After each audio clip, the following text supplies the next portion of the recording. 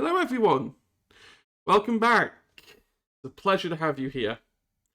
And welcome to the third episode of Misadventures with Magic, where we are definitely not causing untold chaos. I am your humble, sometimes divine storyteller Hedgehawk. I use he, him pronouns, and mostly am just here. I'm excited for today. I should know. I have the notes in front of me. Although how long they remain valid for remains to be seen. I can write all this and then within like 10 seconds realise they're all now invalid. But that's how we roll around here, apparently. I am going to let everyone introduce themselves. And I am going to go clockwise because that's how I've got the commands written down in my head. So I'm going to start with Anne. Oh, hi, it's me. I'm Anne. My pronouns are she, her. Today I will be playing Penny Chase, everyone's favorite, reliable bestie, also aggressive towards mean girls. Just mean girls. She literally has no problems with anybody else, and it's really great. Yeah, that's it from me, I guess. Yes, although we'll gloss over the fact that her crush is in another dimension.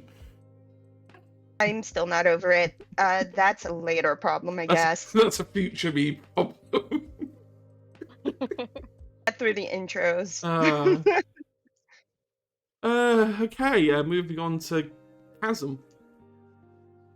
Yes, hello. I am Leah or Chasm. I use she, they pronouns, and today I will be playing Shelby Brown, our chaotic gothic gremlin who is suddenly realizing the consequences of her actions after she stole 2 illegal books. But yeah, very excited for today, and we'll see how everything unfolds. It's literally the meme of just say the line at this point. Yeah. She stole. If I ever do like, if I ever do make merch, Shelby Open the Book is going to be one of them. Anyway, moving on. Agent P. Hello everyone, I'm Agent P. I use she, they pronouns, and I play Maya Mahali, who's, supposed to be a wacky prankster. Hasn't done a lot of pranks yet, but has found herself in the middle of the worst prank of her life, in that she is now in the astral plane with 2 children and a dude. 2 children and a dude. A guy. The prankster who has become a detective.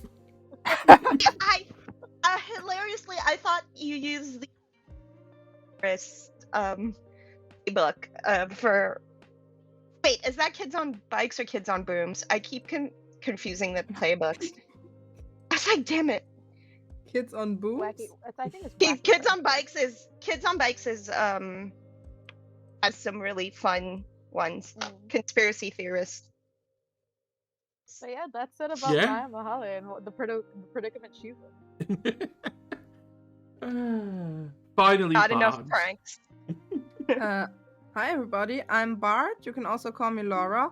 And I'm gonna be playing Felix, our nature-loving cookie baking soft boy.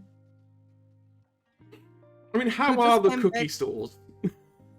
I mean, after last session, when we went home, I believe Felix would have started stress baking. So we're gonna have just more cookies. We're gonna have a lot of everything. You know the end of the world is coming when Felix opens his bag and there's no more cookies. Yeah. Or when there's like a bajillion extra cookies because Felix has been stress baking because it's the end of the world.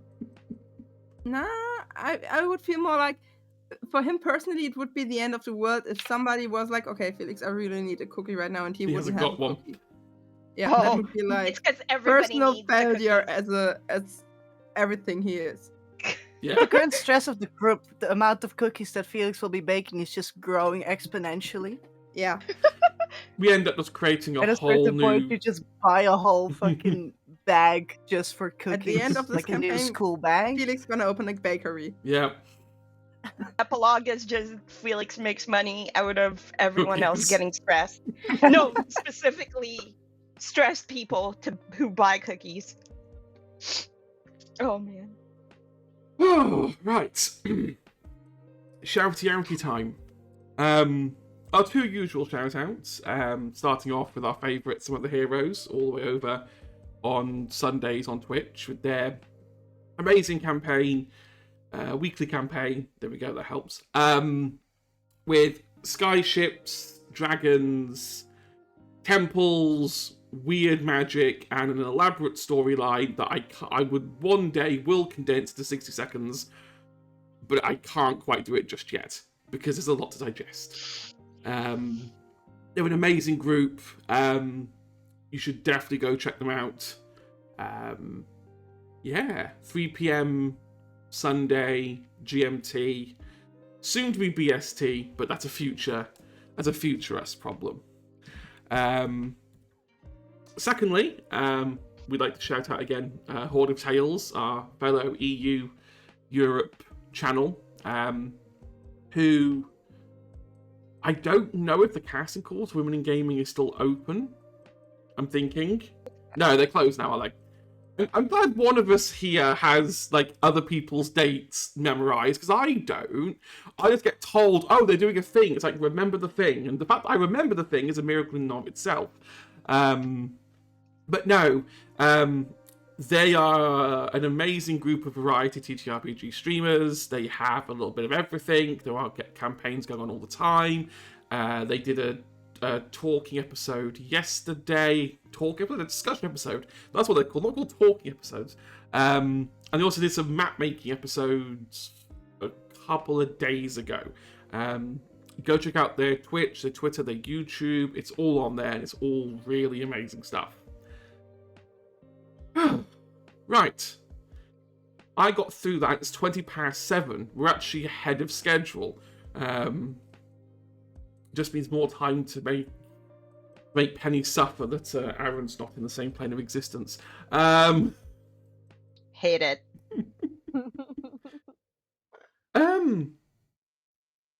Shall we start? Okay. Yes. So, who would like to have a crack at trying to describe what happened at the end of the last episode? Should I go again? I'll offer adversity tokens to anyone who wants to give it a shot. Maybe I should Agent open P, my character sheet. If you're not the one telling it, it wouldn't be the same. Oh. I don't want to get all the adversity tokens. You guys deserve You can pass them on to somebody else if you don't want them. Yes. Okay, so every week I'm just gonna go through a rotation. I'm gonna do that. Okay, To be fair, when I gain adversity tokens, I gain double, so I would be fine with not doing it. But I guess I could try, right? It's not that hard. I'll try. Yeah, do it. Hold on. What happened before we got to class? There was some really bitchy banter between Ellie and the group because Ellie is and has issues. But finally get to class, and Penny does a very surprising thing and tries to be nice to Ellie because sometimes she has a conscience, right? And most of the time she is nice. So she decides to go look for Ellie, who is in class. She's like, hey, what's up? And then as she is trying to be nice to Ellie does not return the favor and is like, oh, by the way, my brother's seeing someone. know you like him, but he has a girlfriend. And Penny was like, okay, you know what? You can go eat rocks. I'm not going to be nice to you anymore. And then she goes to class. And then have an alchemy class where they are making confidence potions, and then the opposite insecurity potions. And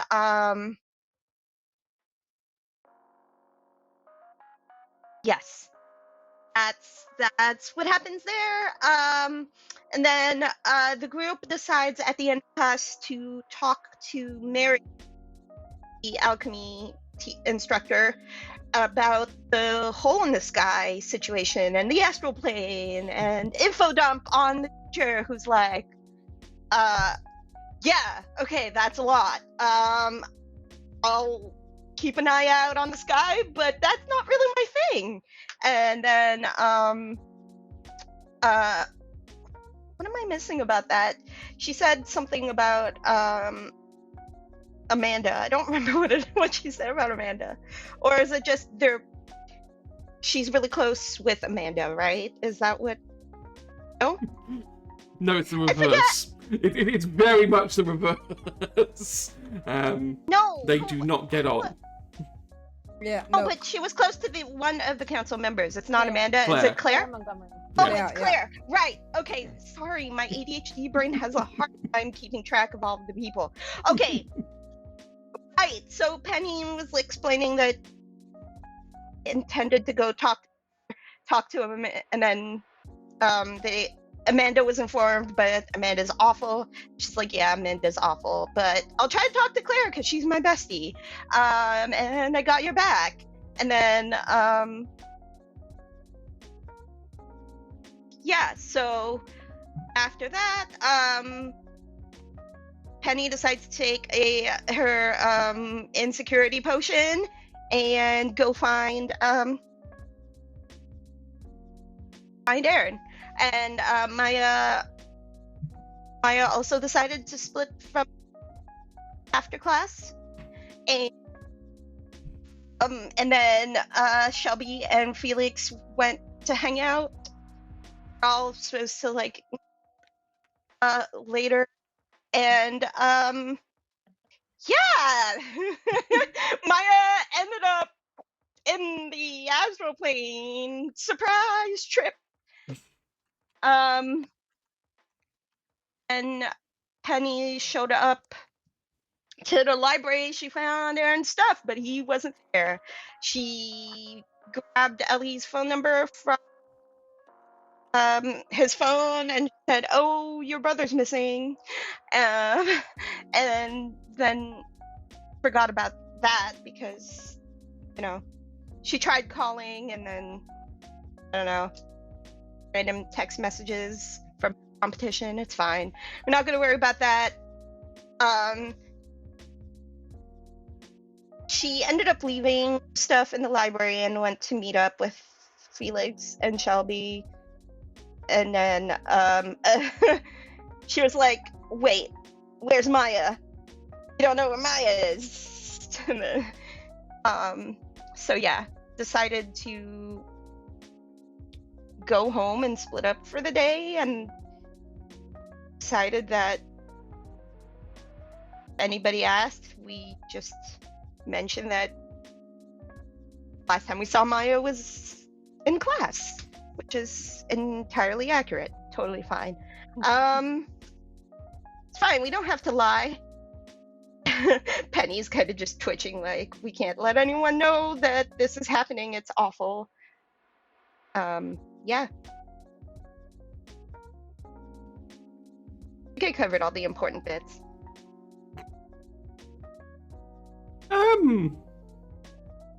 Yeah. I mean, there's boring historical context. Do I have? No, it's fine. It is fine. I don't actually remember the boring historical context. Oh yeah, and Shelby's book keeps talking to them. And I forgot about that part. Shelby's book keeps talking to them, and it's really creepy. I forgot about that part. And It's fine. there's a bunch of issues with Ellie to do magic, but That is fine. we're not supposed to know about those issues, right? That's more of just a contextual thing. The she got tested with the little kids and then found out that it wasn't happening for her. That Yeah, was really sad. Ellie had some issues, that's for sure. Right. Morning has come over Tanner. And there is no sign of Maya or Aaron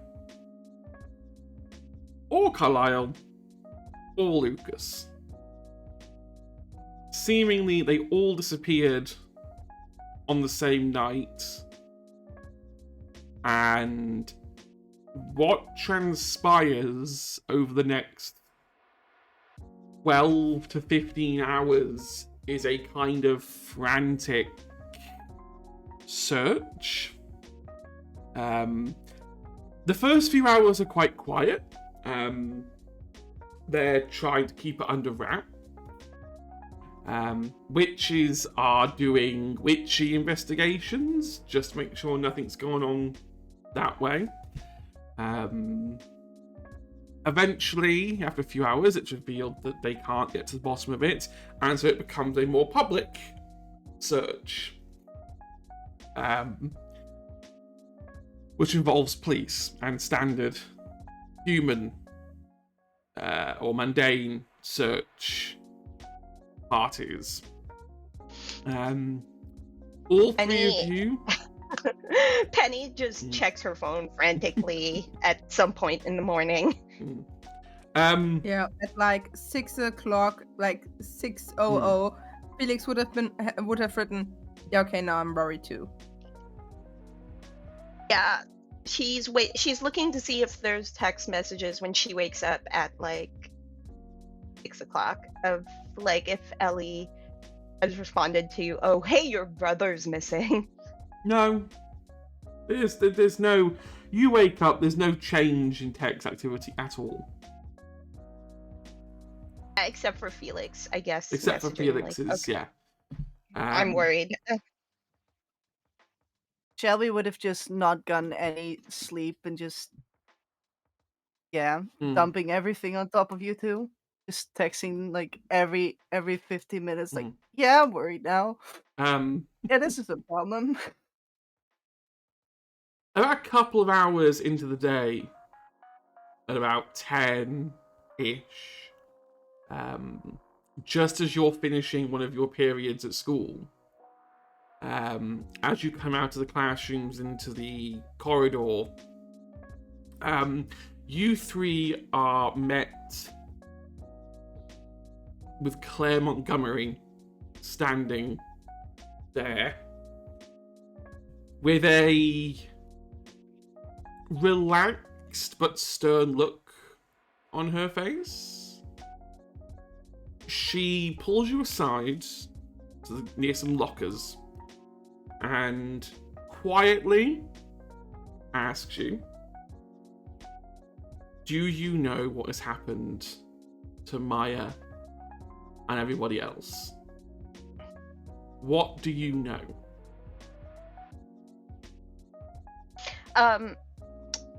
Penny looks at her friends and she says, I would, if I had any useful information to tell you, I would. I came looking for Aaron at the library and found his stuff, but sign of him anywhere. I know that he was looking into astral vision and things like that, but that's all I really know.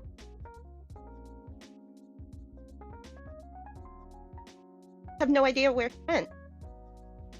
And there's nothing you're hiding that may help us in any way.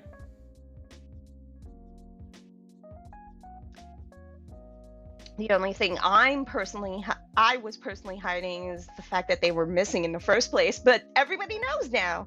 It's a whole public search, so there's nothing for me to hide. Okay. Well, As a question, Mhm. do we how much like naturey is this dude? Like, would Felix like him or not? He's a nerd. I mean, Claire owns, well, it's part of the Montgomery family, which basically owns all ranching and farming and basically Oh, all okay, of that okay, so I around. know Claire. Yeah, Claire is, I suppose, very naturey in that regard. Not much for gardening or that kind of naturism, but farming, working land, raising animals, that's Claire's. More of the like tamed nature. Yeah.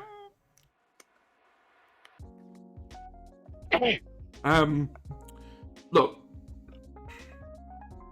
I know it's like being teenagers, thinking that it's, good and cool to keep secrets. But there are real consequences here. We already talked to Mary yesterday. I know. She kind of briefed me on what was going on. Most of it makes very little sense to me. That's why I'm coming to speak to you. So you know about the barrier glitching. Yes, and I know about the barrier hole in the glitching. sky. Yes. Have I've you been seen looking- it? No. Okay, it's really weird that we've seen it and no one else has, and I'm really concerned about it. We suspect, but don't know for sure, that it might be a hole that's hole to the astral plane. I think Maya was like looking into it at some Okay. point. All right. We're worried about that, but if we're not keeping anything. Okay. I know I'm gonna sound like the biggest crackhead there ever was again, but maybe you could try talk to the trees. They talked to me, but I'm not sure if I understood them.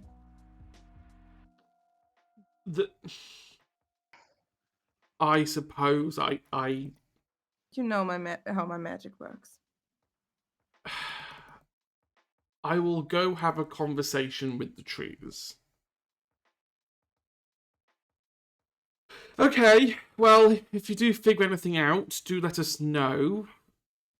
We don't know where they are and how much danger they're in. And while Maya and Aaron may be capable of looking after themselves, we've lost two people who can't look after themselves. So... Wait, what? It wasn't just Maya and Aaron that went missing last night. It seems Carlisle and Lucas have both gone missing too. That part is news to me. What did I have in common? Why would they all disappear at the same time? We don't know, but if you excuse me, I have to go back to the ranch. I have some leads I need to be looking on. So if there's anything else... Yeah. Uh-huh. I'm not sure if that's of any help, but what does it mean if your eyes go black and when they go back to normal, like the pupil, the black in your eye is a bit bigger? I'll be honest, I've never seen it. I couldn't quite comment. Well, because I have seen it with Aaron. And that was the Okay. last time I saw him yesterday. Okay, well, I will bear that in mind. It's got to have something to do with the astral plane and the stuff he was researching. Probably. I mean, the thing with the eyes, it happened when the barrier started flickering. Okay. I need to go look at some things. If it's something to do with the Careful, okay? barrier, then maybe my family has something to do with it, or has some sort of knowledge of it buried somewhere.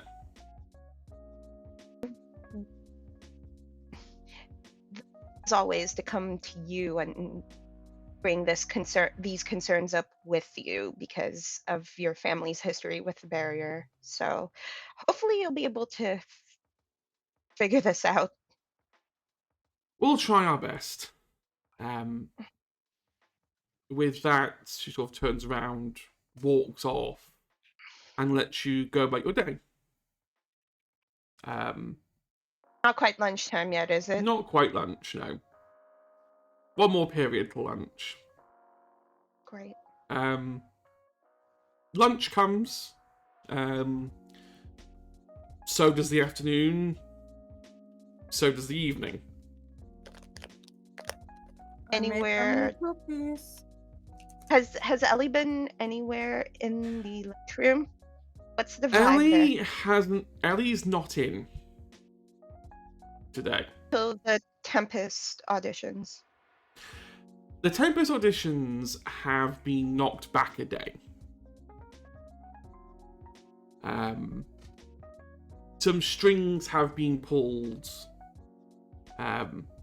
Your brother going disappearing and you being the most popular cheerleader in the school. You have some leverage. So they're now tomorrow.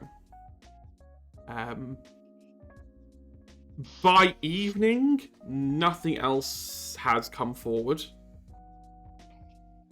at all. No new information. Amanda has locked herself in her study. For some unknown reason. Everyone else is either out searching or doing research, just anything to try and get some sort of angle. There's quite a few divination witches trying to contact the astral plane, trying to find or search for what's going on. Is there anything you want to do that night? I think Penny is going to back to the library to see if people have taken Aaron's stuff. I guess someone must have picked it up for him. She's assuming. The library? Yeah, at this She didn't point, want to. yeah, at this point, the library is, it's basically full to the brim with people looking in books. Aaron's stuff has kind of been brushed into the corner of the room. I definitely took the book about Yes. astral vision Yep. that he was looking at. I'd also like to brush up on just the astral plane in general, Mm-hmm. the non-restricted section to check out to read at home. That's fine. There's a few books there that you can take that sort of describe what little is known of the astral plane. It's a very mysterious entity that is only just recently started to be explored fully. Penny takes the books home from the library with full intention to study them, and then she just ends up basically rollerblading in her basement. There's a whole space there for rehearsing dance rehearsals and stuff, a dance studio, her own personal dance studio. And she has her rollerblades and she's just spinning around and reciting lines from The Tempest. Okay. she's memorizing for the audition. Movement helps her. She's a dancer. It's her process. Yeah. Actually, Felix would have invited everyone remaining to a sleepover at his house with his parents and his dog. Felix. You have known Felix for quite some time now. When he's worried, he likes to have some company. It wouldn't have been terrible if you said no. Anyway, so then Penny probably would have done the spinning around for a couple of hours, and then when Felix is sleepover, it's heck yeah, can I still rollerblade in your basement? sure if you don't knock over the boxes again. She leaves the rollerblades. She brings her rollerblades with her because that's how she gets around. But she doesn't. Yeah, Wear she them. just goes. She doesn't wear them inside, but she does like zoom over as fast as she can. Shelby would definitely come over to Felix, taking her cat with her. And I guess Shelby would just be looking at this divination book that she's been getting these cues from and hearing from Claire. You go up to Penny and Felix and go like, so Lucas and Carlisle both meant missing as well. Remember that vision I saw with Aaron, Carlisle, and Lucas? Might that be any connection? Is there anything in your book that says anything about a ritual or something? I don't know how Maya's tied into this, but it seems like too much of a coincidence to not be related, right? I mean, well, if we start at the core belief that every bitch in Tanner has, that magic is somehow connected to the astral plane, it could be as simple as just she happened to be nearby and got pulled into whatever phenomenon was happening at the time that took everybody. Aaron seems to be very sensitive to the barrier and the astral plane. Like, astral magic is his big thing. So I don't actually know. It might be connected. You didn't happen to see Maya in any of those visions, did you? No. Okay. I mean, I saw them together with Maya, but not like. Okay.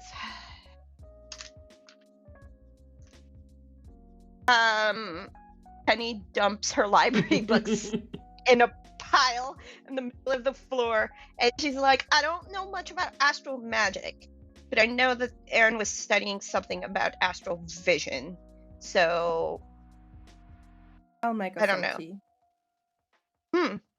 Or is today a day for hot cocoa? Definitely. Shelby needs hot cocoa right now. I really shouldn't, cause sometimes I really shouldn't. Do you have some nice like herbal tea? Yeah. My parents think I with should cut lemon- down my lemon and sugar ginger? consumption. Caffeine. Yeah, lemon's good. Lemon's good. And Feeling's just gonna make a spread with like a lot of cookies and hot and cocoa and drinks. tea, and later on some coffee. not just any coffee, but espresso. Penny immediately that she's supposed to cut down on caffeine and and sugar and just goes for it. Dual wield cookies. One in each hand. The dual wielding is bad. As you spend the night laboring over these books and trying to put theories together, you don't get particularly far. A lot of astral stuff is theoretical. So a few books end up contradicting themselves. Like, one book will contradict another book. You do learn that astral vision is a technique that has two purposes. Astral vision allows someone to see the physical manifestation of astral magic within the physical world. The other use is a lot more niche, and there's only one user you know of in the whole of Tanner that would even have a benefit to this kind of thing. Astral vision can be used to give a kind of LiDAR-esque vision so that you can see the physical world without actually being able to see. I think yeah. No, Penny is definitely a abjuration specialist, right? She's not really into the astral stuff, but she's she's trying to find the connections between astral magic and like abjuration magic, like see where her knowledge might be able to help like figure things out if there's some kind of overlap or whatever, and see if she can maybe use that as a path towards learning more about astral magic. Let me try this out. Experimental magic. Give me a DC 10 range check. You can add your magic die onto this since you're casting magic. Just give me 1 second. It is a... Excuse me. Is there something like the help action I can give with all the snacks? You can spend your adversity tokens if you want to give them to Penny. Well, let me see some? how I do. Because I'm not doing great now, but we'll see. Hello. All right, let's go.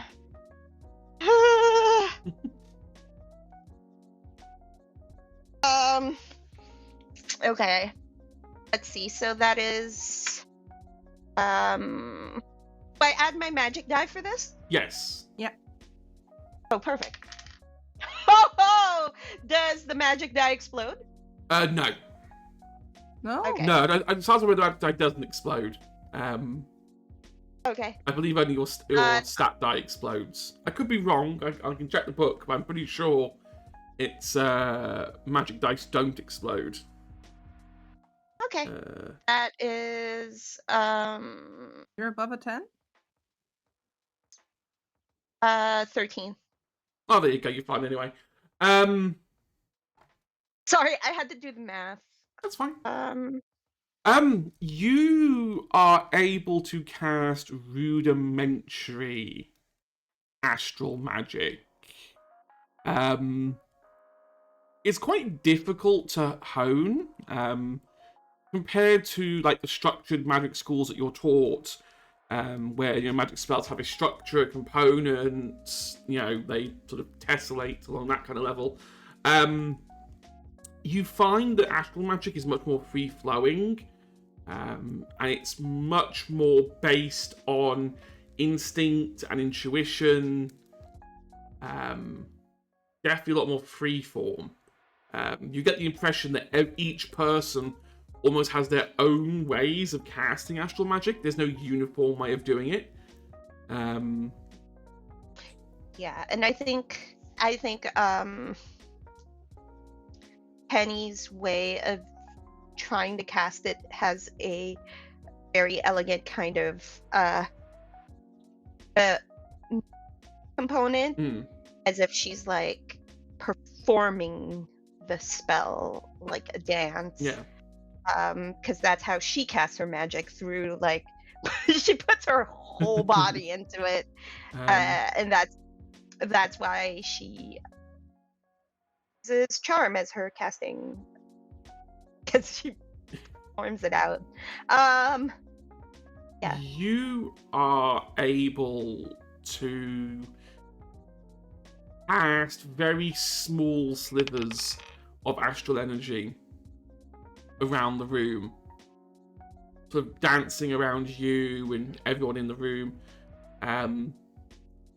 You feel more connected to the astral plane, but unfortunately, even when casting it, it still doesn't give you any kind of idea as to where Maya has gone or what's going on. It's just, oh look, I can now summon this.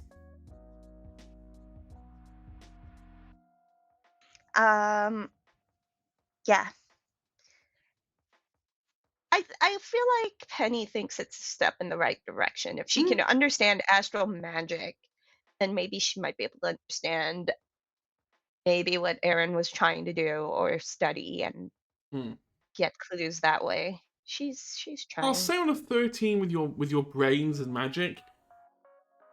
After casting that, you sort of intuit a little bit that Aaron may have been looking at a way of casting astral vision to counteract the effects of the blindness. The blindness? Oh. I feel like I should know. I feel like I should know what that means, but my brain is just blanking as a player.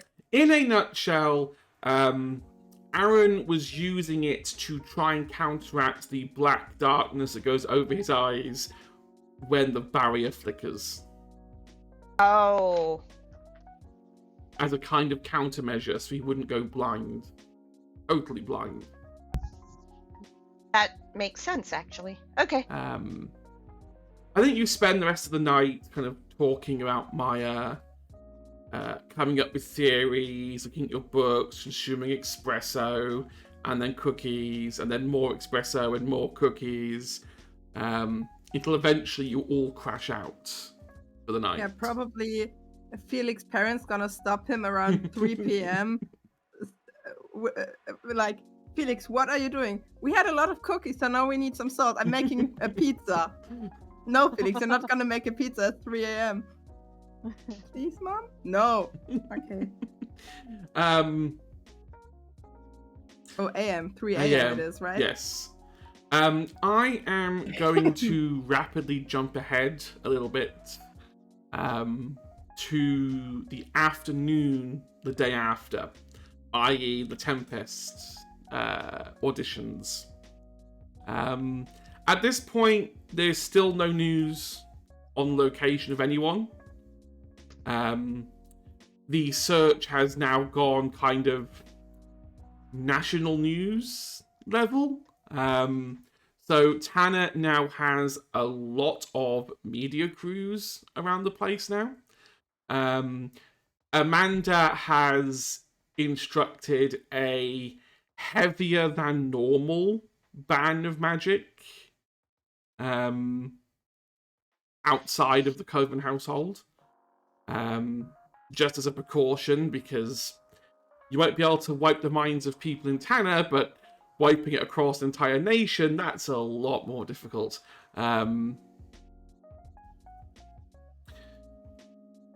In the theatre auditorium, that's a word, the auditions for the Tempest are beginning. Ellie is due to go first.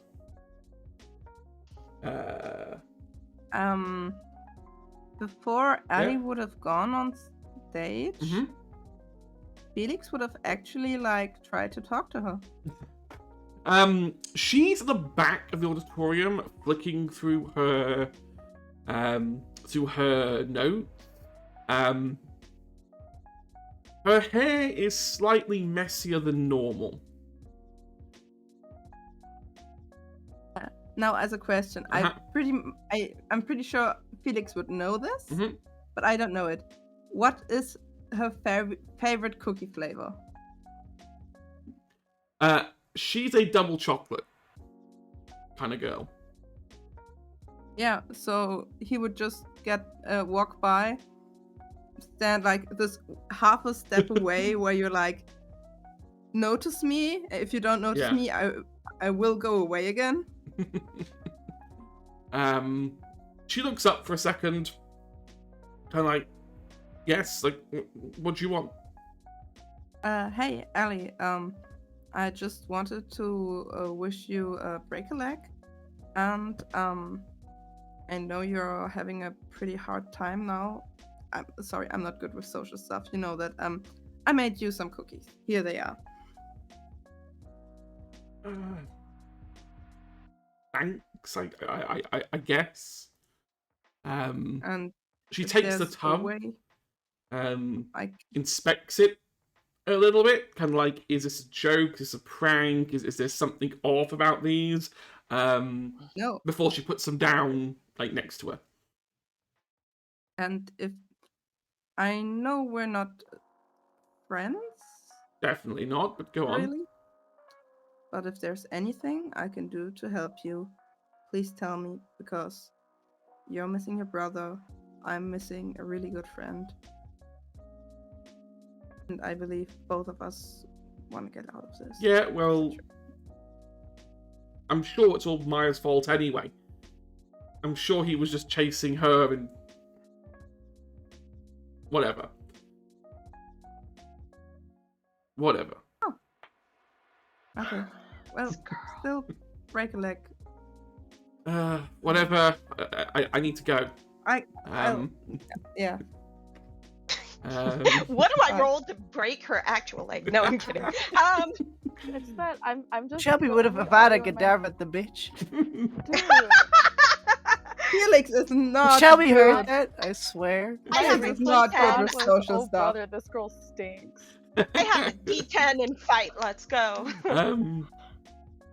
She goes down to do her performance of Prospero. Up against two male members of the theatre club. She does an okay job. You can definitely see that she's more nervous than perhaps she normally is. She stutters the odd word. But she makes it through to the other side.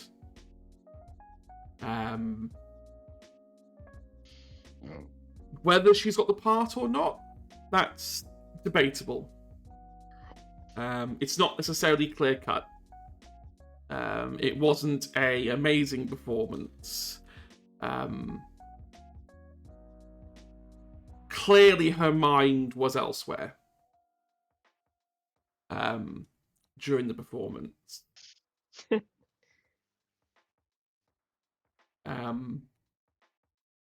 I believe Penny was also going to audition.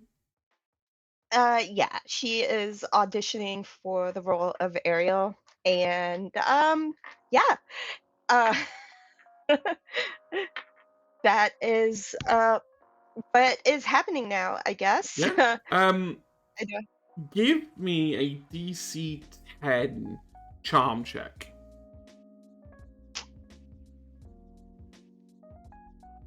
Very nice. I rolled a 16. 16. Yeah, you. This is your kind of jam. Acting and theatre, and especially plays, because they're much more movement and performative.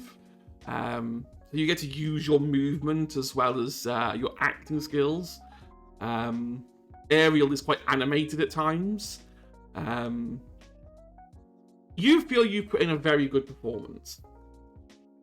I'm not going to say guaranteed the part, but there's a big gap between you and anyone else who auditioned for the part. They don't announce it there and then. They're going to announce it tomorrow. The director wants to have some time to think about it. About 4 or 5 people auditioned for each role, so there's a lot of people to go through and a lot of things to consider.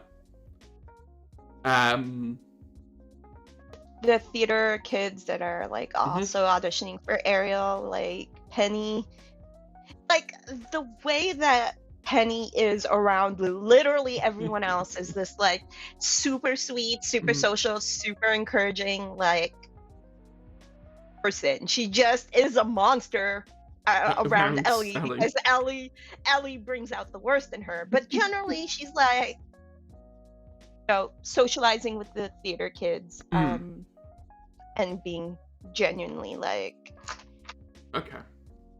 She's genuinely cool, but I think it's mostly just because she's covering up the fact that she's actually super worried. Well, I'm about to make everyone's worry significantly worse. I hate you.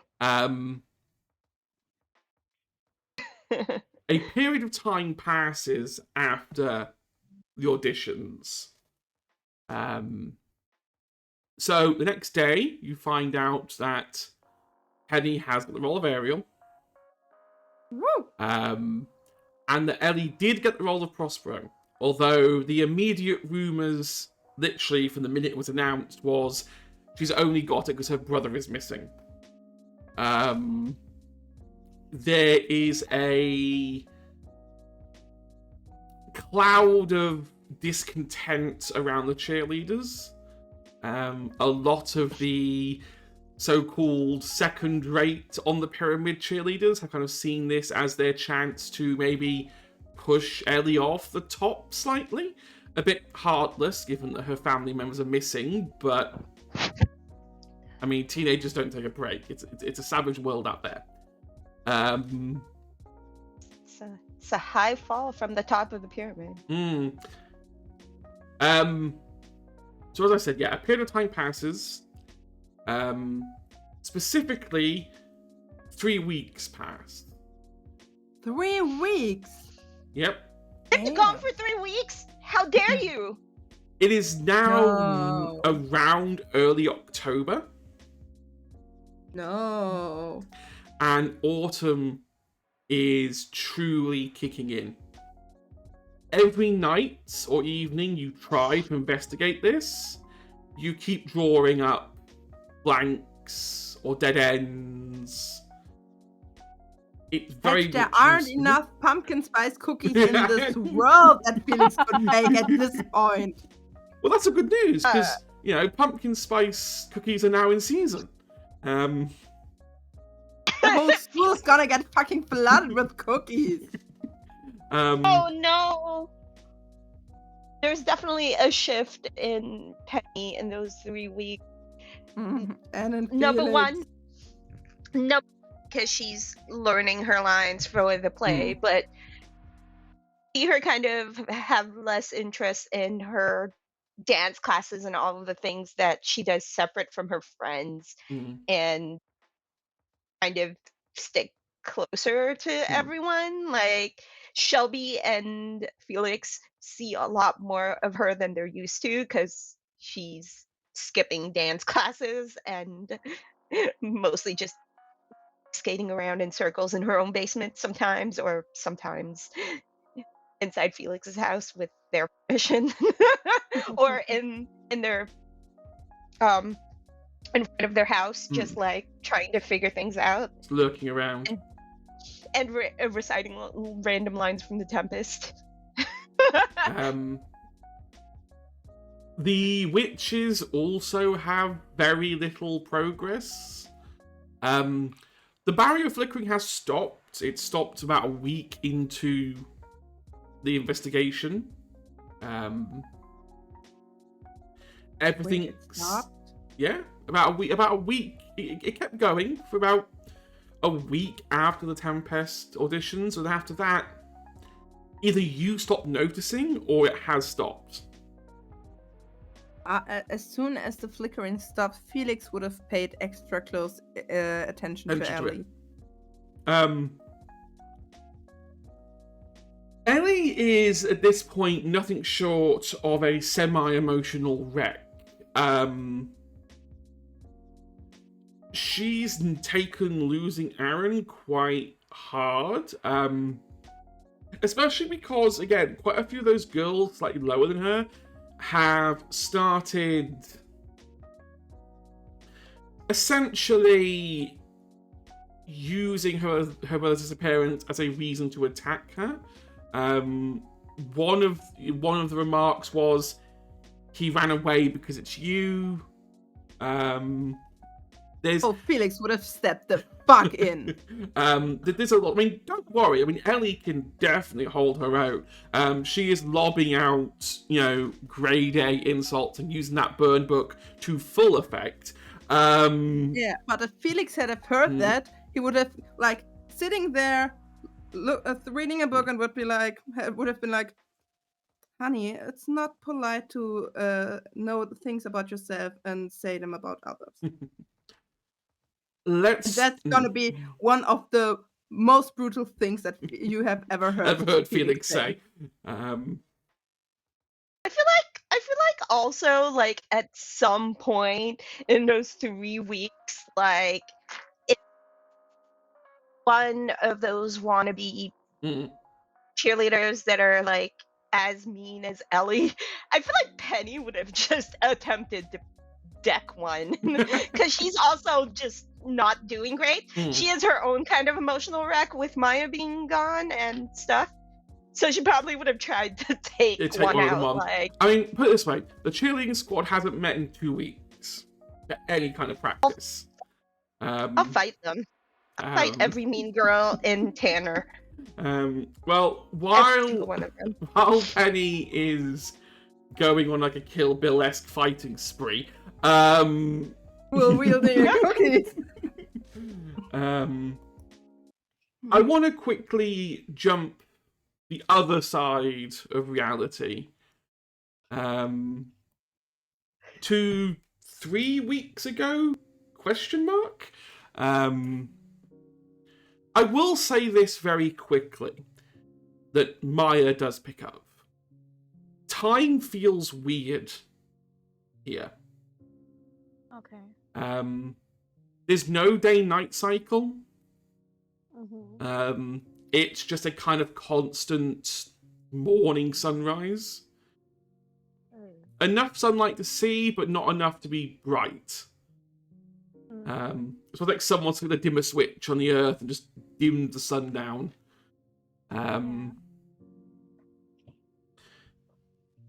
Everyone looks happy in this weird pocket dimension place. Paron kind of leaves you to wander around, spending his time at the train station, making sure no one goes inside, and constantly reminding everyone that everything is indeed fine. And this is where you're supposed to be, and this is your reward for being good in life. Okay. There's a few things I think Myra and Aaron immediately notice working together. Okay.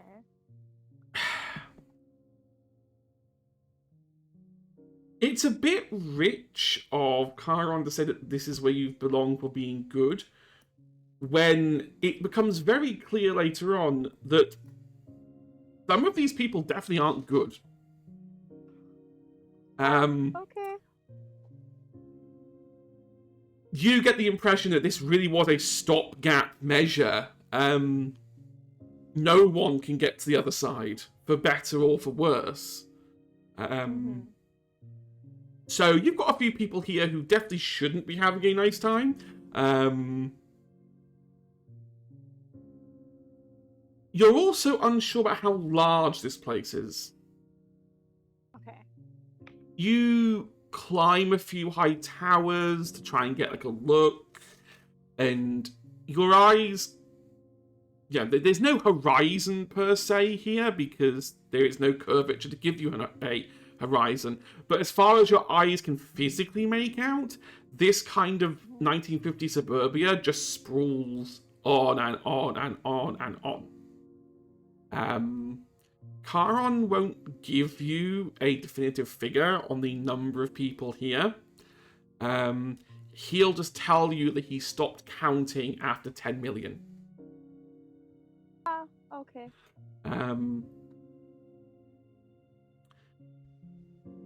Aaron is being very quiet.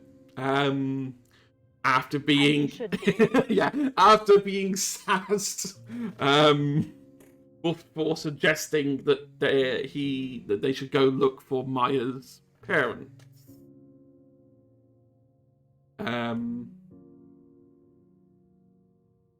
What does Maya know about her birth parents? What bits does she know? She knows that like her adoptive parents like were close friends with her bio parents, and her bio parents quote unquote died when she was super young, and yeah, she didn't really know a lot until she started presenting with magical abilities. And after that, like her adoptive parents had to like sit her down and just be like, okay, this is because of your bio parents, you're adopted.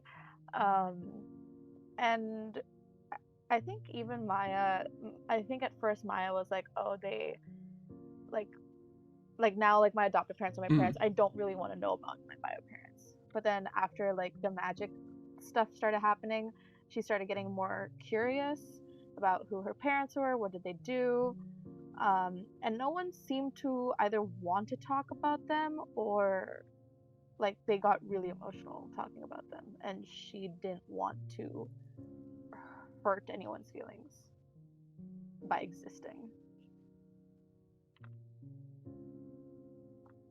That's fair.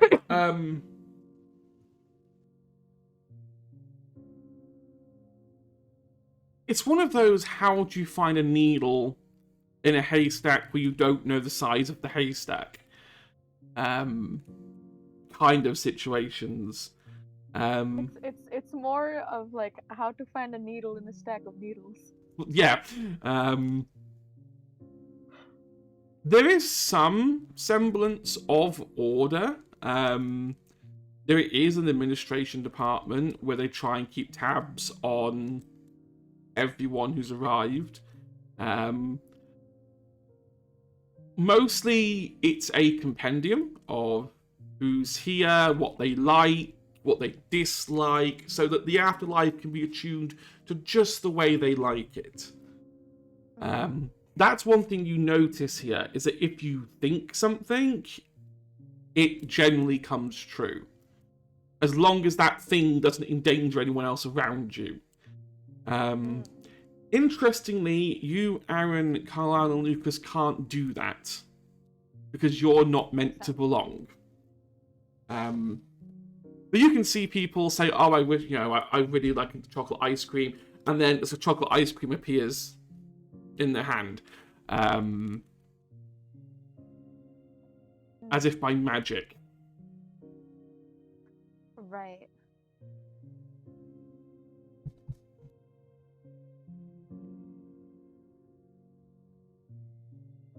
Can I ask around if... Oh my god, what's her name? What is her name? I need to know if she's here. Can I ask if Cordelia Montgomery is here? You can. Okay. Cordelia doesn't appear in any official records as being a resident of suburbia.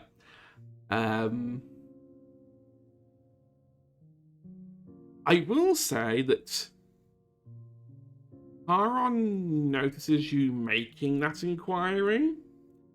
Carlisle? Yeah, so Carlisle and notices. So does Charon. Charon. Whichever way you pronounce your H's. He alludes to the fact that Cordelia was here before he was.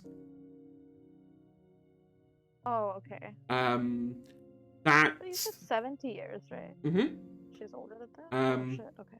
Well, that could be true, but then, as Aaron points out, two things. Time works differently here.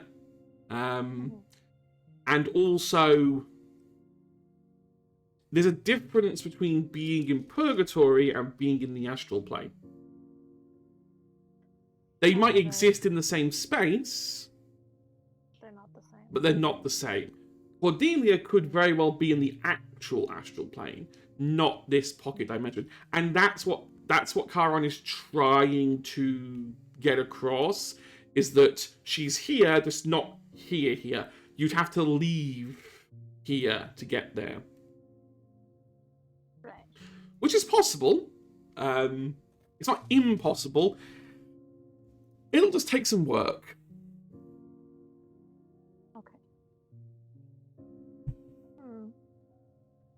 I want to check in with Carlisle and Lucas, how they're doing. Are they okay? Carlisle's kind of held onto Lucas's hand and has never let go the entire time. Carlisle is trying to guide Lucas and try and tell him what they're seeing. But a 7-year-old isn't really good at being a describer of things in front of him. Lucas is about as calm as you could be if, like... Lucas is used to being in places where he literally cannot see. So, in his mind, in his very childish young mind, what is the difference between not being able to see in the Coven household versus not being able to see in the middle of nowhere? He is much more calm and relaxed. Carlisle is definitely scared and is trying to look after Lucas as a way of projecting or hiding his fear. Aaron doesn't know what to do with children. He and his sister were born relatively close to each other within a year. So they never had younger siblings to look after. So this is a relatively new experience. Carlisle seems to occasionally appear to resonate slightly. Like, yeah, kind of like a magical glow. Almost as if the astral plane is reacting to his existence. okay.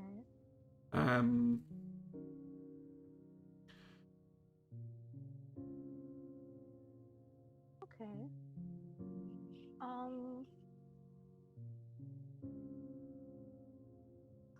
Oh my god, I have to go find my parents, don't I? I don't know what I have to do. I'm gonna ask Heron if he knows where my parents live.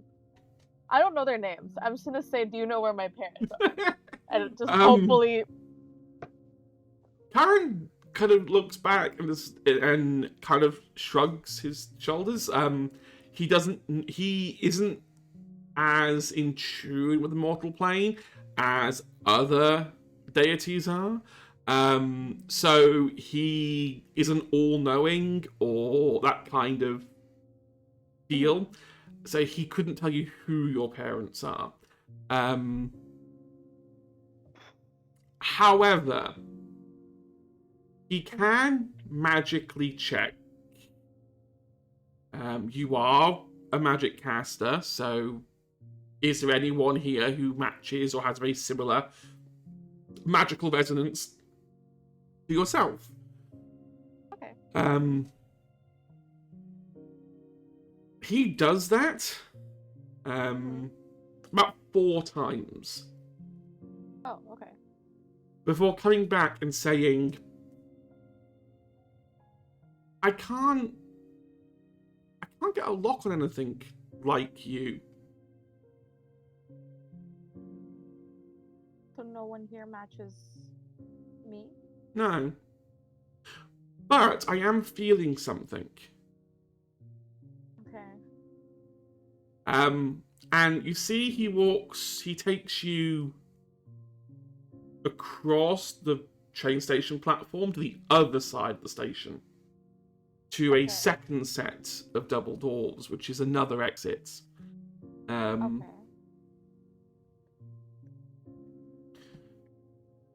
This is the door that leads out into what you would probably call the raw astral plane. Okay. That is where I'm detecting something. Faintly. You're okay. So it's not strong, although that's probably by design. Cordelia is very much the same. If I focus on them, I can just about make them out, but because the astral plane weaves and turns and changes about 1 million times every second, it's very difficult for me to hone in on an exact section of where they are. So they're in the astral plane. Mm-hmm. The proper astral Mhm. plane. Do you think they could help us try to get back? Potentially.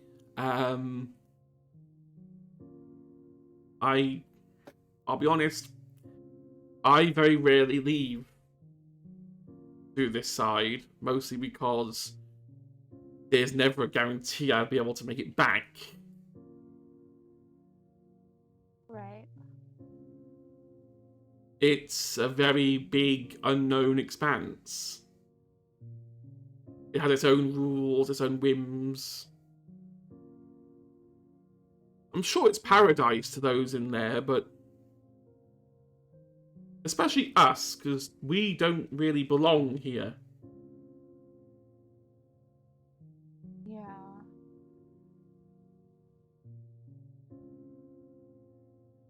I'm gonna look at Aaron and ask him, do you think it's okay to go inside and find help? What's the alternative? We stand here and wait? Okay, Snooty McSnoot Pants. No, Let's go I'm then. not. Whoa, whoa. I'm not getting snooty about this. I'm just saying that, we could wait here and see if anyone comes to help us, but considering that we don't know how we got here, what are the chances anyone else got of finding us? And if they did find us, would they know a way back? I was asking for. Okay, I I don't another way look. to... I don't know what horse has got on your back or whatever, however they say it is, but you really are getting snippy at me. Well, because I'm asking for help and you're giving me snarky answers. I wasn't being snarky. I can be snarky if you prefer. I can be my sister if you really prefer me to be. I don't like being like that.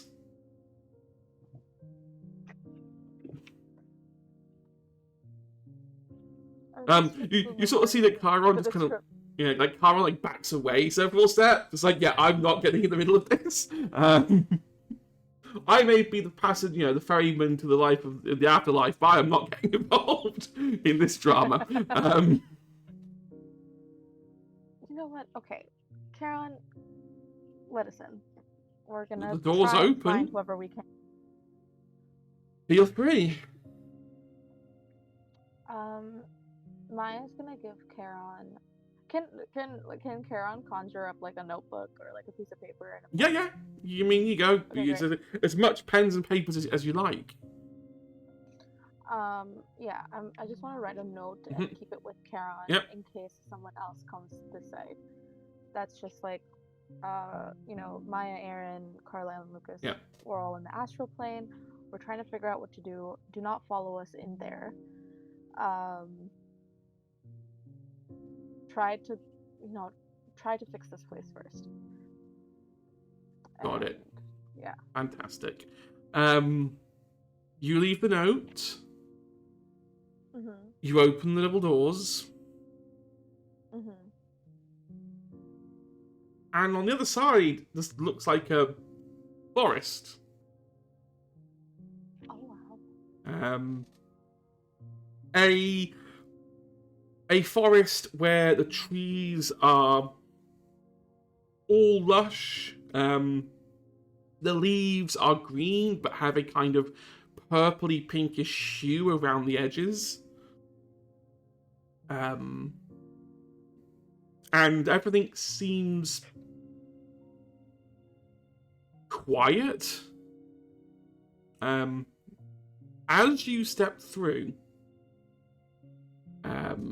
and actually put your feet on this. I'm gonna make sure I'm holding like Carlisle and Lucas. So there are two things that happen to both of them. Lucas lets out a yell. A happy yell. Simply exclaiming, I can see! I can see! And you see he holds his hands out and like grabs onto a leaf.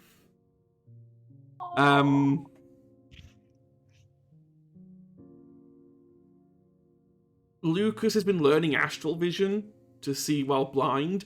In the astral plane, everyone has astral vision. Therefore, while in the astral plane, he can see. You see that he looks at you, Aaron and Carlisle, now that he can actually make out your faces.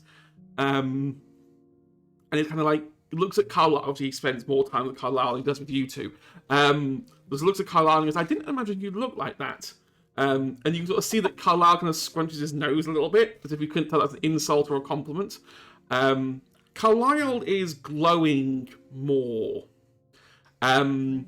You notice that as he goes to reach out for things in the astral plane, they actively turn away from him. Okay. The leaves kind of all bend, a bit like they did for Felix. He looks a bit bummed at the idea that this place doesn't seem to like him. And you notice whenever Carlisle goes near something, the wind around you starts to increase. And almost becomes semi... Aaron would describe it as semi-hostile. Okay. At this point, Lucas is kind of like dancing a couple of meters ahead of you, enjoying all the sights. Aaron will tell you that the astral plane is very attuned to one's focus. If you think about it, the astral plane will usually respond. In all of his kind of months of studying, well, years of studying astral magic, it's very much impulse rather than, you know, it's led by the heart rather than the brain kind of magic. So what are you thinking and feeling as you walk down this forest path?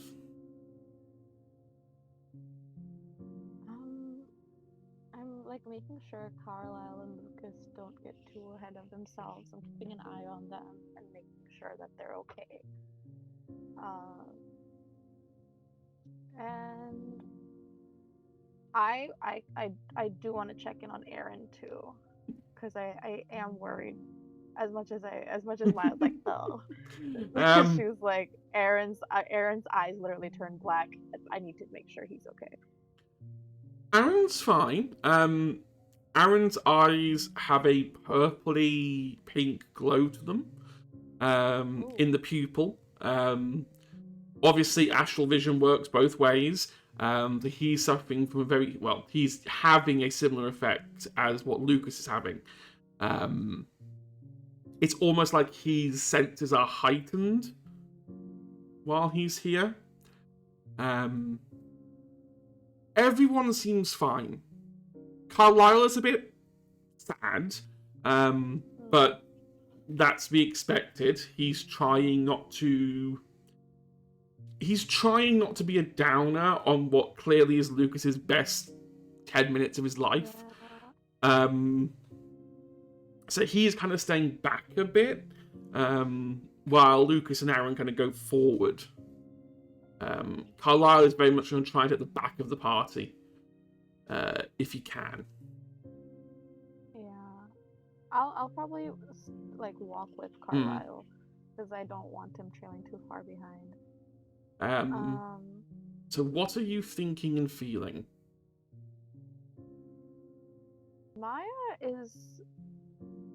Maya thought the astral plane would look much different, and not like that it's a forest. It seems very calming to her because she lives on the edge of the forest, so like going for walks in the forest is what she's familiar with, so it feels very safe and comfort kind of feelings. And yeah, she's thinking about how, I mean, she at this point also she kind of understands why the astral plane can be a place that someone can get stuck in. because just like a forest, like you take one wrong turn, you go off the trail, you don't know where you are, you don't know how to get back, and she starts to wonder how far into the forest she has to go before she stumbles upon her parents. Okay. I need you to give me a flat d20. And I need to roll one for... I need to roll one for Lucas, Aaron, and Carlisle. Can I... What can I use an adversity token to reroll? Yeah. If you want to use, great. I'll let you do that. That's fine. Yay!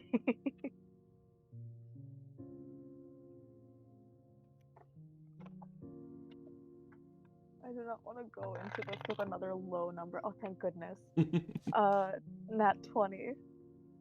Ooh, and that 20 versus a nat 1. That's interesting. I got a 2 before. Should I have just kept So Carl, I'll give you an idea. Aaron scored a 17, Lucas scored a 16, Carlisle scored a 1. Oh no.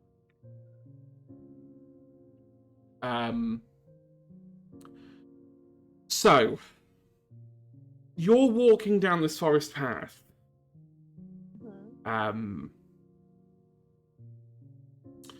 Your desires and Carlisle's fears start to mingle.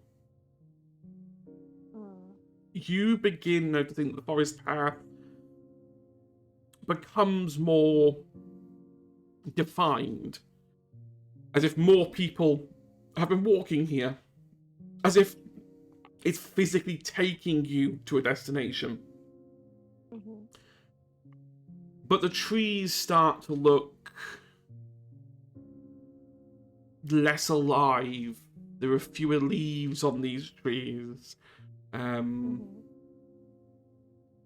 a slight, like a hanging sense of dread ever so slightly over the air, as kind of Carlisle's fear corrupts the astral plane around him. You can see that Aaron is kind of clocking on to what's happening. You know, as he points out, the astral plane reacts to your deepest thoughts, desires. He is going to try and charm check. Okay. Against Carlisle's grit.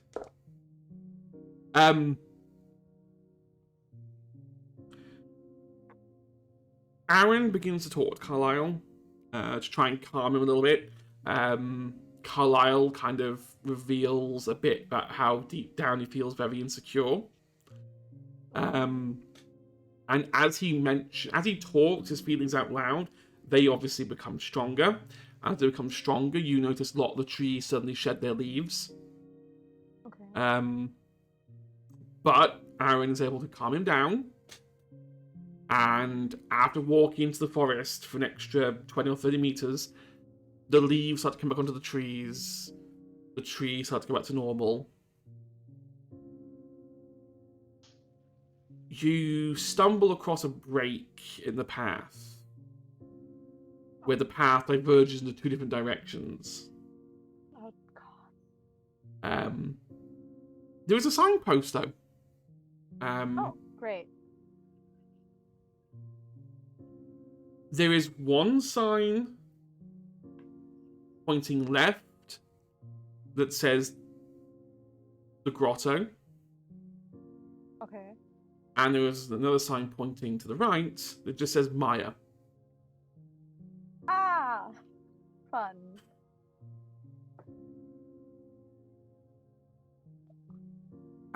Aaron looks a bit perturbed. And out of interest, he tries to grab the Maya sign and, like, point it the other way. He does it, But when he lets go, the sign just twists back into its original configuration. It's like, okay, so it definitely is solid. Don't mind me. I was just I'm testing a theory about malleable astral things. Okay. Yeah. Who wants a definitely. grotto? I don't. Maya, I understand. It's Maya, but what's a grotto? Why a grotto? Who a grotto? Maybe there's someone at the grotto. Maybe.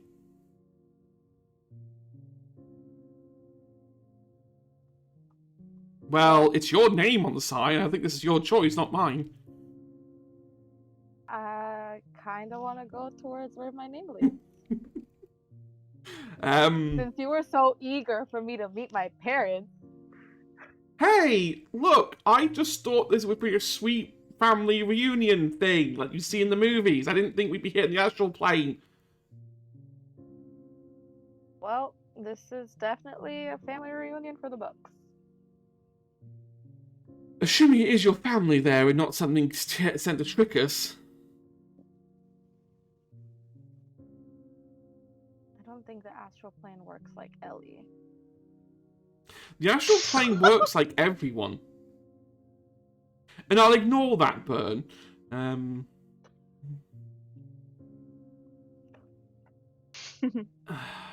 Let's just go. Okay. Maybe there's a way out of here. Well, yeah, hopefully whoever's at the end of this path can help us. At this point in time, I'm not sure if we aren't turning into the mean girls. Are we the problem? We're It's the me. good guys, Am I right? the drama? Right? The drama. Am I the villain? I'm not the villain. Eventually, this dirt path turns into pebbles and stone. And you come across a exact replica of your adopted parents' house in a clearing in the forest. The only discernible difference is there's a bit more overgrowth on this compared to your adopted parents. Okay. It looks like there's people inside. You can't see them from here. Okay. Definitely gonna go up to the door and I don't think Maya would knock. I think Maya would just go in. Walk in. Because it's so familiar. At like some point, it would just be like, "Oh, this is my house," and Yeah. just walk in. Lucas and Aaron follow you. Carlisle walks towards the house. All of a sudden, he can't walk. He basically hits a barrier that stops him from walking any further. There's this kind of beam of energy manifesting from thin air that is pushing him back the more he tries to walk towards the house. Even like towards the house, like not inside. Right? Not inside, just towards the house. Oh wow. Aaron notices it and kind of goes, I'll stay here. Good luck. And he kind of goes over and like picks Carlisle up and like moves him away from the house. The house then stops, essentially firing energy beams at him to keep him away. So it's just you and Lucas. For Lucas, this is a strange experience. I mean, obviously he knows no one inside the house, but he's seeing objects for the first time that he's never seen. Things he's only ever held and felt before. It's really mundane things. Like, oh, that's a teapot. Oh, so that's what a cup looks like. You know, he's happy just exploring the house.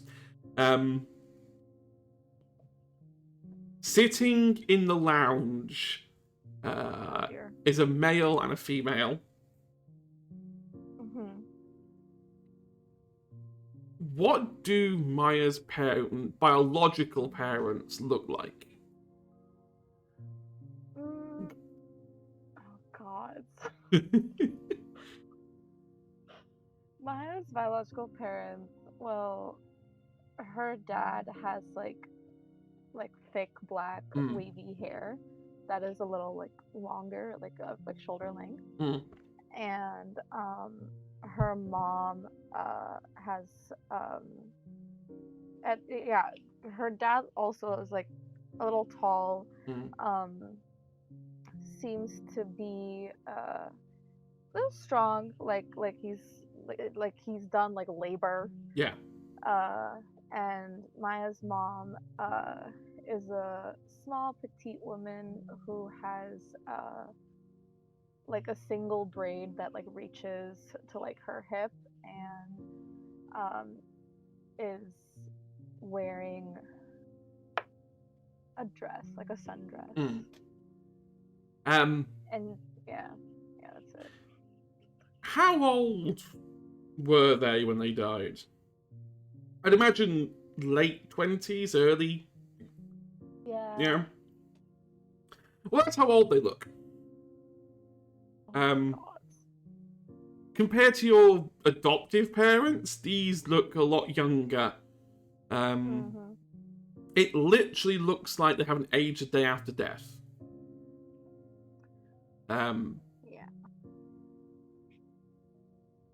They don't say anything to start with. Okay. They simply, your mother just sort of like tapped the space on the sofa, for you to sit down. Mhm. Yeah, Maya goes and sits down. Very, very like she doesn't know what's gonna happen, what they're gonna say, whether she'll like them, whether they'll like her.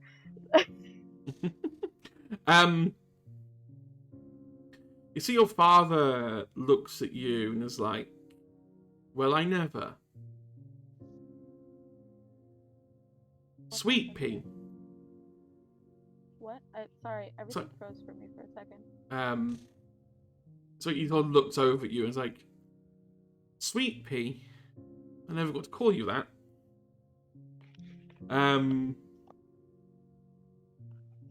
I must admit, this feels weird. I didn't think we'd ever see you.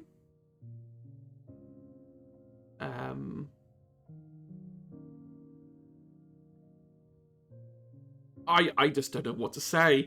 And you sort of see that he kind of gets up and just like walks across from the chair and just like picks you up in this big hug. Picks me up? Yeah, just like Okay. lifts you up off the sofa into this like huge hug. He has no issue lifting you up. He's done labor after all. I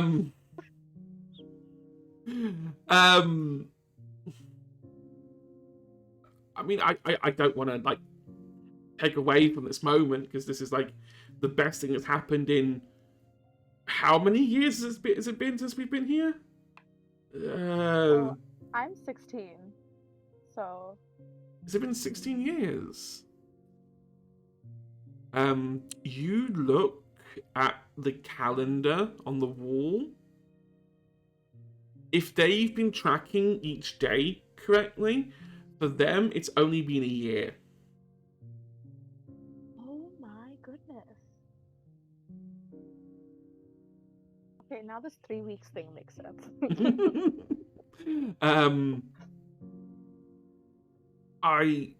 16 years.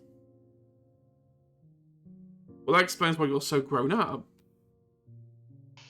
My baby girl's turned into a teenage girl. I didn't get to do all the cool things either. But, I mean, yes. How? What? How? Why? I mean, if you... It didn't happen to you, did it? and I like also like gesture to Lucas who's like running around. I and a couple of friends found ourselves at the train station, and well, we didn't know what to do. We couldn't go back, and I thought maybe coming this part of the station would help us. Maybe you could. Station? The train What? station? What station? The train station to the afterlife? The after. Okay. Are we dead? No. No. I don't think so. And it's also that he looks You're not dead. confused for a moment.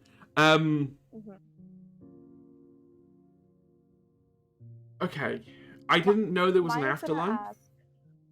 Okay. What does Maya want to ask? How they ended up here.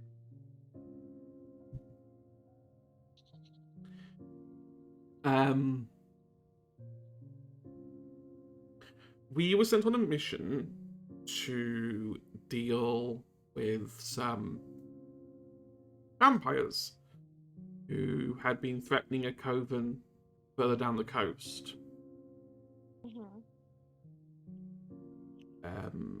It wasn't going very well.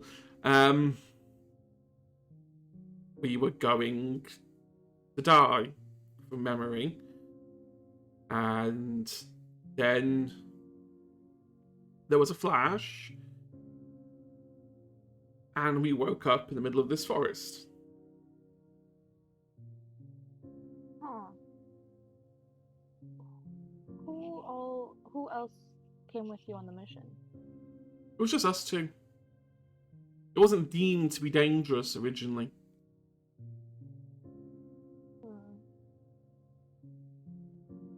Can you guys go out of the house? Then we go for walks. We always come back here. Okay. Do you have any like protective magic around the house? No. In fact, I can't even remember the last time we used magic. Does it work here? I don't know. I've never really tried it. And you see your mother sort of cast a light orb spell. So it does work. Magic does work here. I've just never felt a need to. Why? One of the kids that I came with, he can't seem to come inside or near the house. Well, that sounds perplexing. Should we go have a look?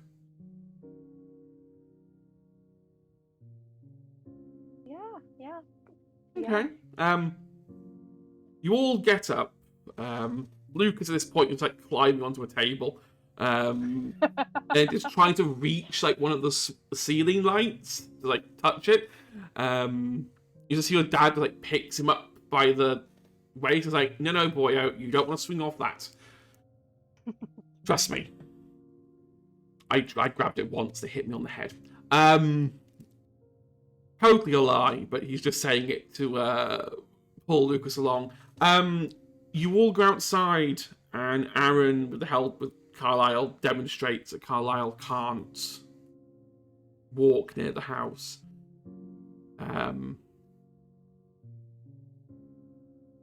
Well, I be. That is extremely peculiar. It's not the house that's rejecting him. I don't think. Oh.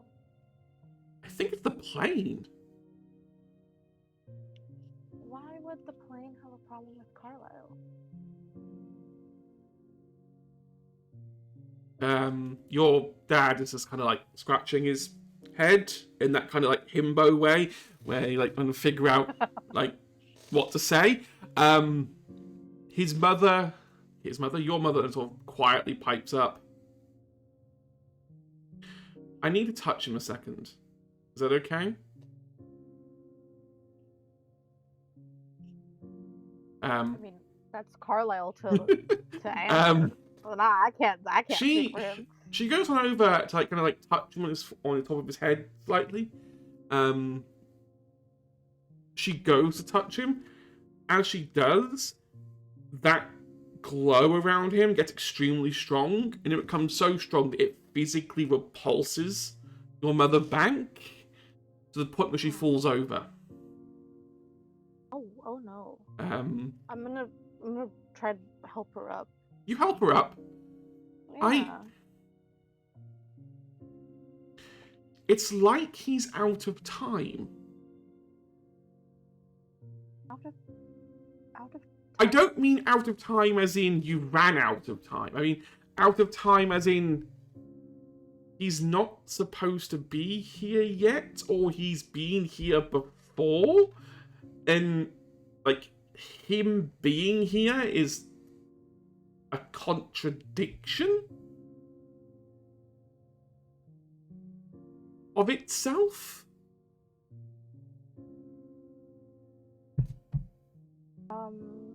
That would be my guess. I think at this point Maya's gonna finally I think Maya just completely forgot about I mean, Aaron, she's like, okay, he had a thing with his eyes, so he's here. I think at this point Maya's like, wait, how did Carlisle and Lucas end up here? And is finally gonna ask Carlisle and Lucas, what were they doing before they found themselves at the train station with us? Lucas was walking home. He was walking home with his mother. Oh, she must be all over the shot. frantic. He can describe the street to you. I'm going to say that it doesn't require a roll to figure this out. He was walking parallel to you. Oh. However, Aaron kind of points it out a little bit. It makes sense that you were pulled in. It makes sense that Aaron was pulled in to catch the astral plane. Lucas is also connected to the astral plane through his attempt at vision. Carlisle doesn't have a connection in the way that you three do. Yeah. Carlisle was flicking through a book on rudimentary divination and was studying, as per his mother's instructions, on how to cast divination magic. And that's all that he can remember. Maya's gonna think out loud here. So if Carlisle was studying rudimentary divination and the astral plane seems to quote unquote reject him because either he's not supposed to be here, he's been here, or he will be here, that kind of makes sense. The question is, Aaron kind of carries on, which one of those three states is he in? Has he been here? Is he due to be here? Because have you ever seen those those weird sci-fi shows about if you go forward or backwards in time, doing certain things can change things in the past or future? Maybe that's why the astral plane is being the way it is. Maybe it knows that Carlisle's supposed to do something, or has done something. Although, given his age, I don't think he has done something. So he's gonna do something. Maybe. Because that's the only other That's the only other possible explanation. Or Maya's gonna ask Carlisle, have you been here before? no, I don't know what this place is. But then clearly it has to be something to do with the future. I've never been here, but it feels familiar. Familiar in what way? The train station. Mm-hmm. I remember it, but it's like, it's not, I don't know, I can't describe it. It's like, I've seen it before, but I've never been there before. Is that what it means? Does that mean I'm going to be there? Or... I don't know, but... And you said someone's name before. Cordelia. Yeah, that name rings a bell. She was the one who put the barrier up. You see, Carlisle starts thinking, Mm-hmm. and then, without saying anything, turns around and goes running back to the crossroads. Oh dear. Well, I'm gonna follow. I think your parents, everyone, like, tugs along. He goes back to the sign that says grotto and then starts running in that direction. Okay. Following him. I need you all to roll a d20. So you need to roll a d20, I'll roll for everybody else. Is everyone gonna come here now? Let's go. The group party. Us too? No, you're fine. Okay. When I said Everyone all, just let me everyone there, and then I realised, hang on a minute, I'm playing all the others. What did you get? I got a 9. That's to be fair. Everyone else rolled fairly poorly, and no one's standing out particularly highly. You arrive at this grotto with this kind of like lake, like sort of like pond lake, a few tree stumps, and sitting there in this kind of late 1800s skirt or dress, more specifically.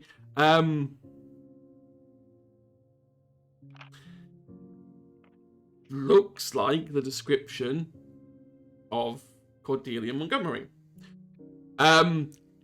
The same thing happens as it did in the house. The second Carlisle gets too close, he starts getting pushed back. Except this time, as he does, he starts to feel pain. Oh no. You also notice that you are suffering from a similar-ish effect, where you can get closer than Carlisle, but even as you get closer to her, you can start feeling the universe almost pushing you back. For you and everyone else, it's not a painful sensation. For Carlisle, it is. Oh. Is Carlisle still trying to trudge towards Cordelia? He's stopped at this point. A couple of shocks to the head kind of has convinced him that maybe walking forward is not smart. I'm gonna call out to Cordelia then. She looks over. Miss Montgomery. And now she has a very, Claire has a southern accent.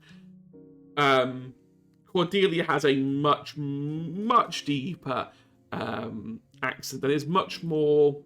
Claire's quite stubborn, stuck up a little bit. Cordelia's much more carefree. But that same kind of streak is in her. Well, why? What are you? How did you all get here? Don't know, and we need help. And something's wrong with the barrier, and you're the only one that can possibly help us at this point. I see. Have you been keeping up with the rituals? What rituals? Well, the barrier does need upkeep. Okay. I put it all in my grimoire about how to do the rituals. I'm assuming that people have been carrying on with them. Well, we don't know what the Montgomery family does with the Grim. Oh, so you're not Montgomery. Okay, well I can't really speak too much then. And you see that she notices Carlisle. It's like, why is that child out of time? We don't know. You're not supposed to be here yet. Yet.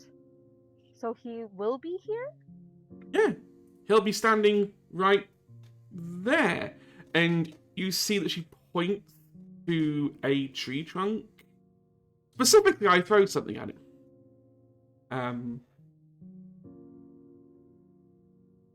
How did you get here before you should, unless... Is that how... Well, I be. This astral plane never ceases to amuse me. Carlisle Aston, you're a paradox.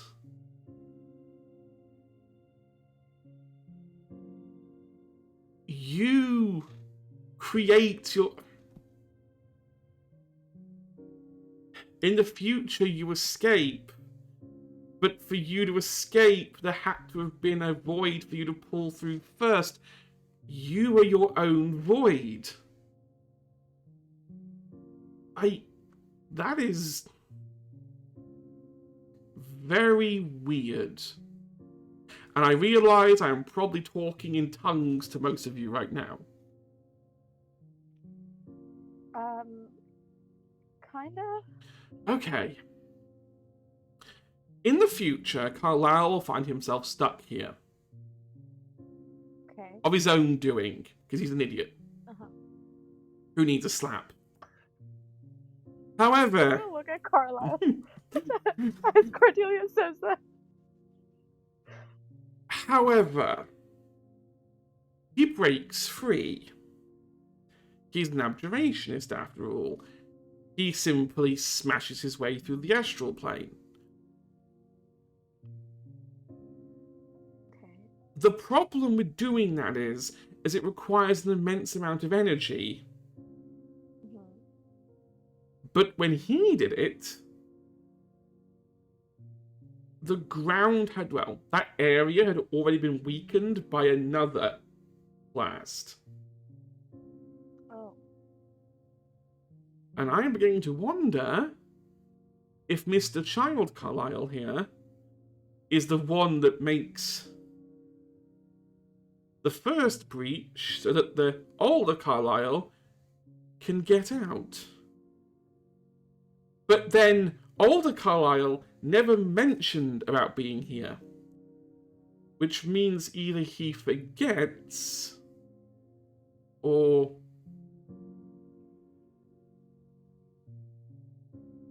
he doesn't. I digress.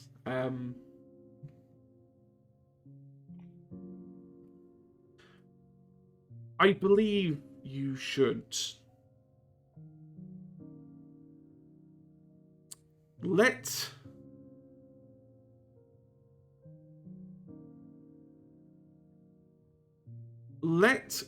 Carlisle guide you. Okay. He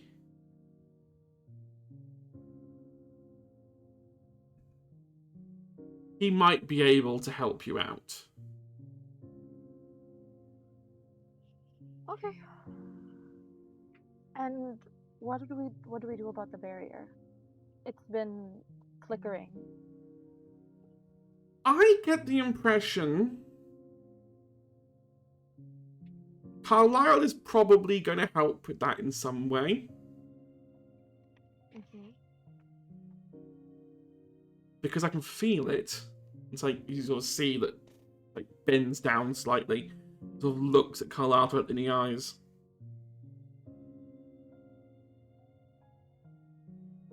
You are going to be able to cast that spell. And one day, you are going to cast it to a level far beyond even I could cast it. But for that to happen, the original barrier has to fall. Okay. I wouldn't worry about the barrier myself. If there's other things going on, maybe that should be your concern.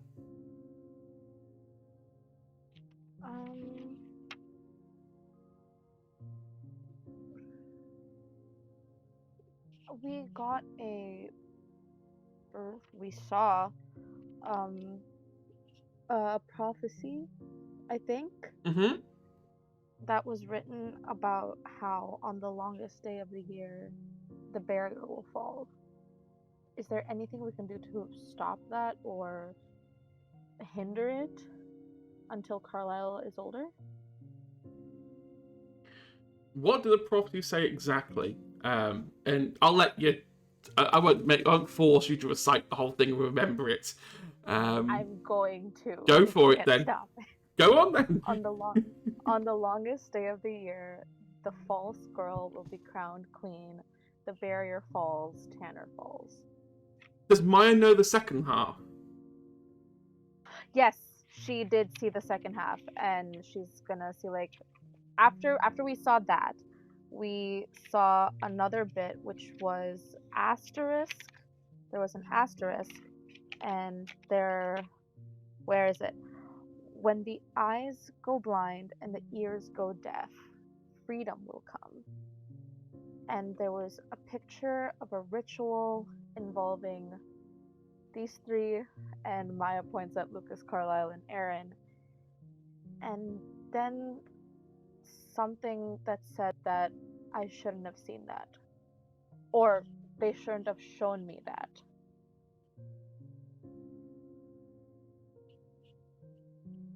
And then And then I was pulled into the astral plane, and before I was.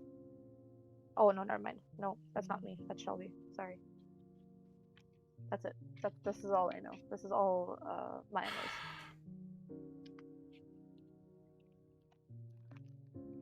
I think I might know the third verse to that. What's the third verse? In our freedom, Uh-huh. Tanner is reborn. Mm-hmm. Free of the curse of the Montgomery clan. Oh, the curse.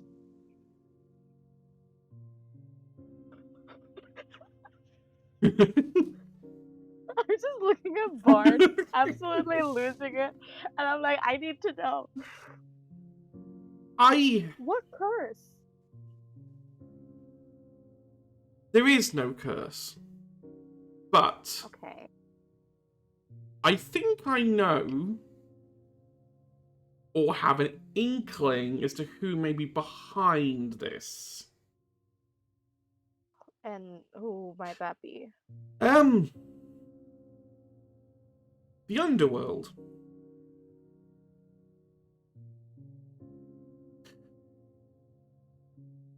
Why would they have a problem with the barrier? Underworld magic seeps off all Earth. Okay. You see the barrier as a dome over the top of Tanner, but it also goes under it.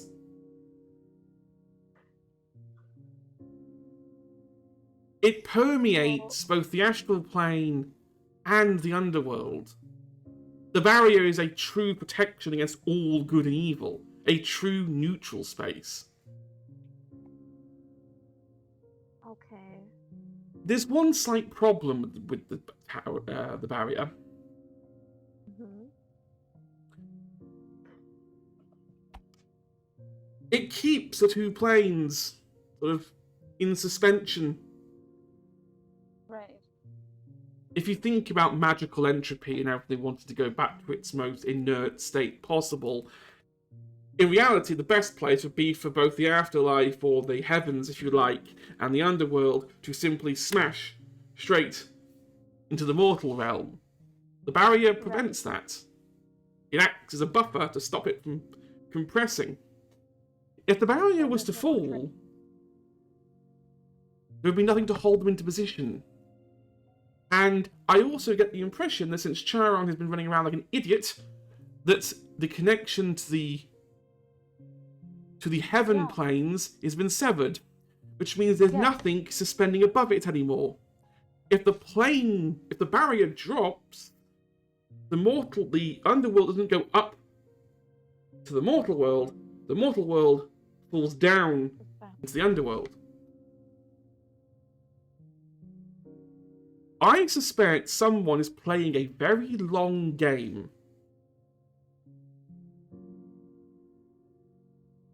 To make Tanner go into the underworld?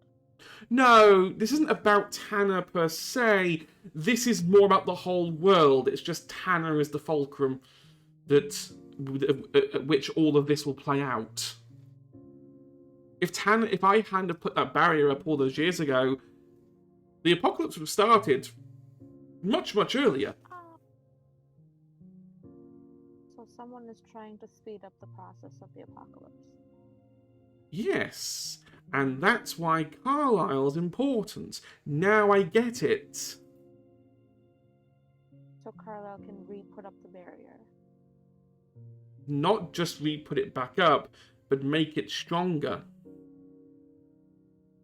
Carlisle can do that yet. Not yet. He needs time. So what can we do to delay it? Stop the prophecy from coming true. Okay. I can't give you divine intervention here. It really is as simple as stop the prophecy from coming true. Right. You said the first paragraph. I think I might know who the false girl is. Yeah, the false girl bit confuses me. We never had false girls. I think I'm gonna cautiously side eye Aaron before I say this next part. I think it's Ellie. My sister's not trying to summon the underworld. I mean, I get it. She has moments, but I'm not saying she is trying to summon the underworld. I think she's part of the prophecy. There's a difference. Then what do you mean she's a false girl? You didn't know she was auditioning for Prospero in The Tempest? No, I didn't. You know how the play goes, right? No.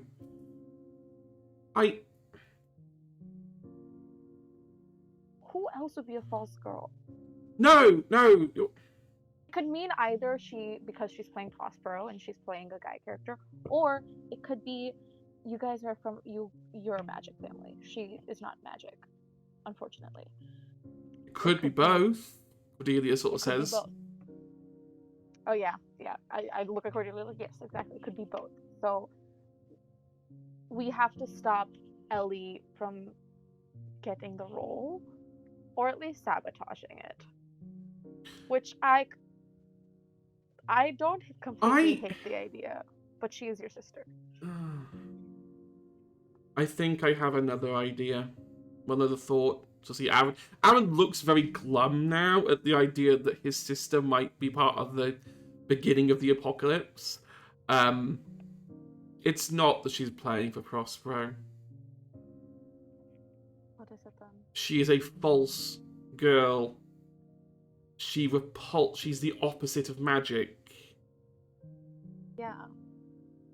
She is false because, one, she's not magical, but she's actually truly false because she consumes magic. Right. Oh my goodness, you're right. That's why everyone at the ritual was perturbed. She's the opposite of a witch. Yeah. we have to get back down fast. In which case, then, I suggest we let this little tyke take us to where he wants to go. Maya looks at Carlisle and just like, I want to know if he's okay. Can I do like a? Is there something I can do to like just? I don't want to ask him because it's just You want like to, you want it into him. Look. Okay. Look. You're a teenager. You know more than kids when it comes to this kind of thing. He is both confused, scared, but also has a weird sense of pride. There is, like, hearing the, like, taking the little bits that Cordelia's dropped about the future, it suggests that he is very important to it, and considering he's been grown up by his mother to convince that he's not important in any way, shape, or form, this kind of feels like his own redemption. And it's also reassuring that it's going to be okay.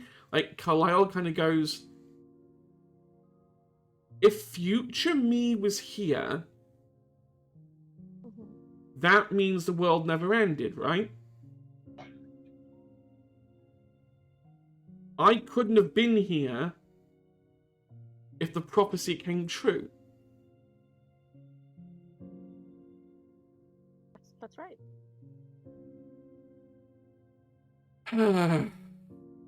Shall we go then? I think I need to figure out where the station is. Yep. Wherever you want to go, buddy. I'm gonna quickly thank Cordelia. Cordelia, like, thank you so much for putting things into perspective and telling us a lot of stuff. Is there anything you want me to tell any of your family? I'll see Claire soon enough. It's fine. I can speak to her myself. Oh, okay. What are we going to do about your parents? Well, they can come with us, right? Do you want them to? And I look back at them and say, do you want to come back with us? Of course I'd want to come back. I mean, I may have missed 16 years of my daughter's life, but we damn near missed the rest of it. Maya's shoulders visibly like they're like, because for some reason a part of her was like, they don't want to leave this place, kind of thing. They've had it good or whatever. And Maya sort of smiles. Let's just figure out how we get back first, and then we'll figure out the future. Yeah, Maya's gonna look over at Carlisle and, okay, anywhere you want to go, man. I'm gonna say that we're gonna take our break.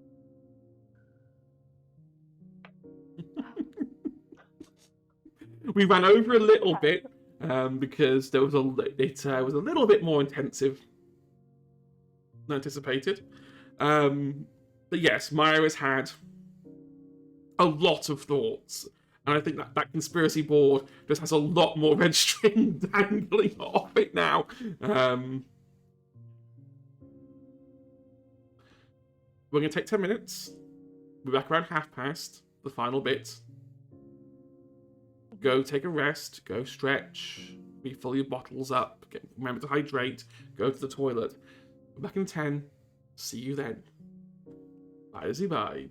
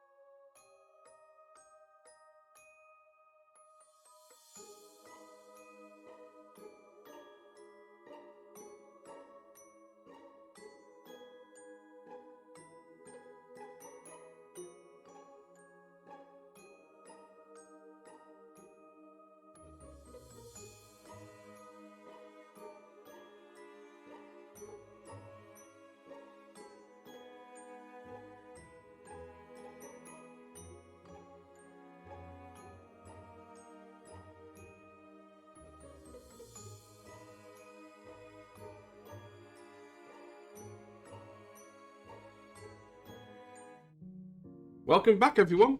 We are back in. I hope you had a good break, hydrated, stretch your legs. I think I'm going to jump straight back into this now. Carlisle sort of like runs off, and everyone else, I imagine, is running in tow. You go back along the path you came until you reach the train station. However, when you enter it, this isn't the same train station that you left from. Okay. There are a few distinct differences. The first is the blockade at the end of the tunnel that was stopping spirits from moving on is gone. Oh. The only person is Charon, sitting on a bench, eating an apple. And even though he doesn't age, you can almost tell that this is an older version. Oh, okay.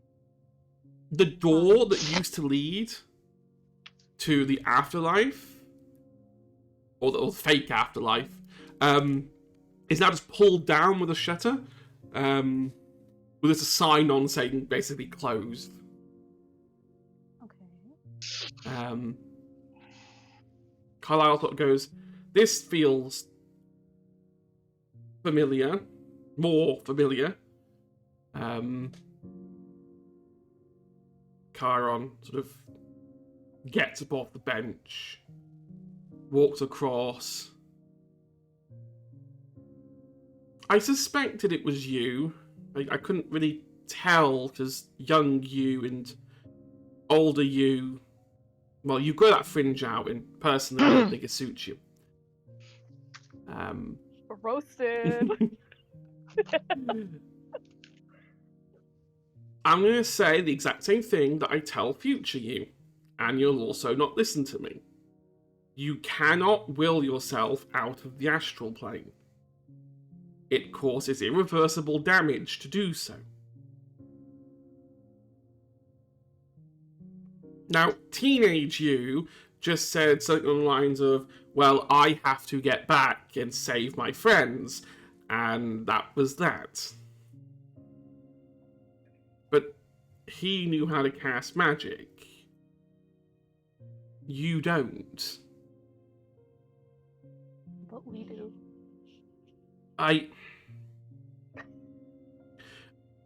And I want to say, but you sort of see Carlisle takes a step forward, and it's kind of like, yes, but I have learnt something while being here. You notice that he starts glowing really brightly. I don't fully understand this, but I've been collecting this stuff since I arrived. Ooh. And I think I can do something with it. Oh. You said it, right? The astral plane responds to whatever I'm thinking about. Or whatever I'm feeling about.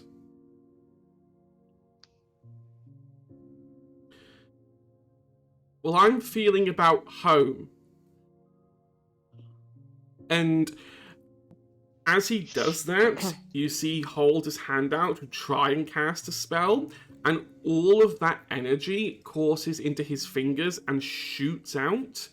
And it's almost like a mirror gets cracked in front of him as reality cracks. And you see what looks like the Coven household on the other side. Specifically the rose gardens. Okay. I think we can use this to get through. Yeah. I mean, I don't know what he was on about irreversible damage, but It'll be fine.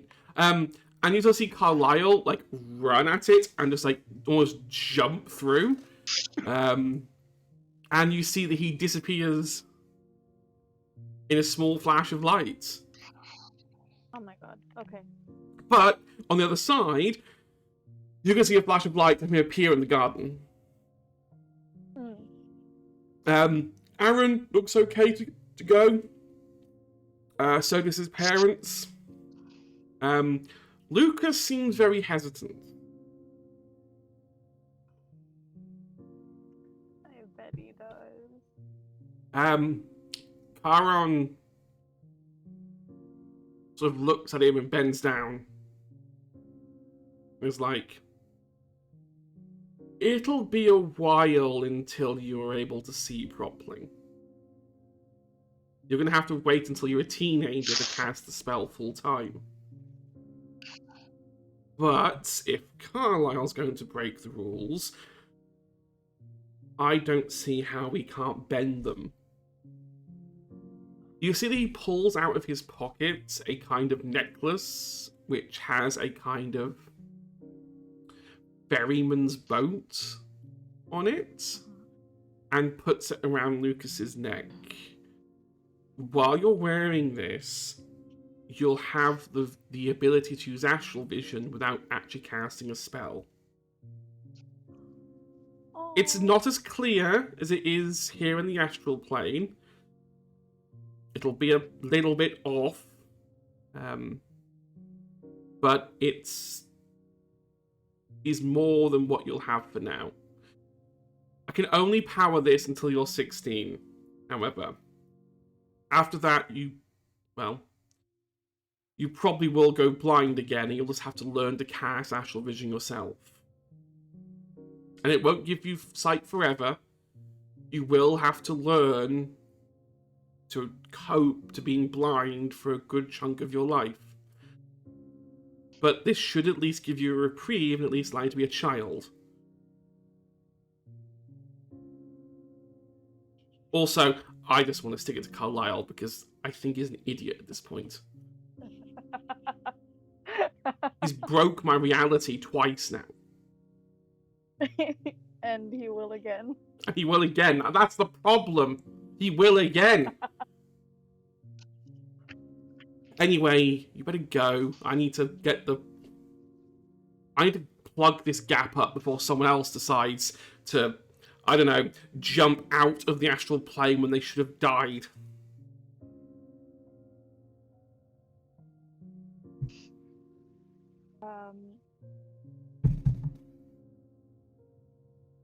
Does Lucas go? Lucas goes. Now he's on the necklace, Lucas does the same kind of jump that Carlisle did. This overly dramatic, little kid's adventure.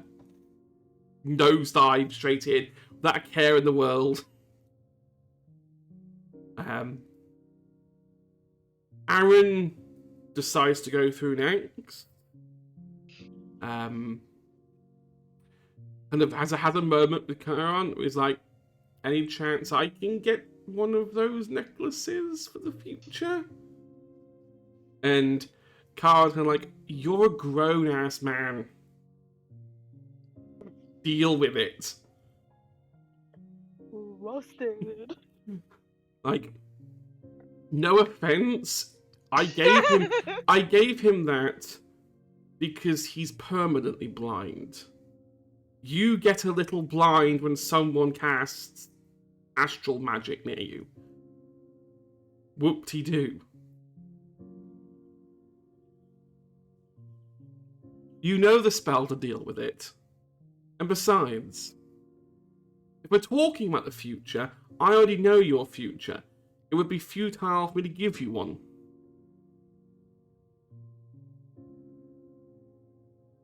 And he sort of like gets... Aaron dejectedly walks through the portal to the other side, leaving Maya and her parents standing there. You sure you wanted to come through, honey? Yes. We just want... Look, we know that you must have a life. Other parents outside. So? We want to be with you. We really do, but, like...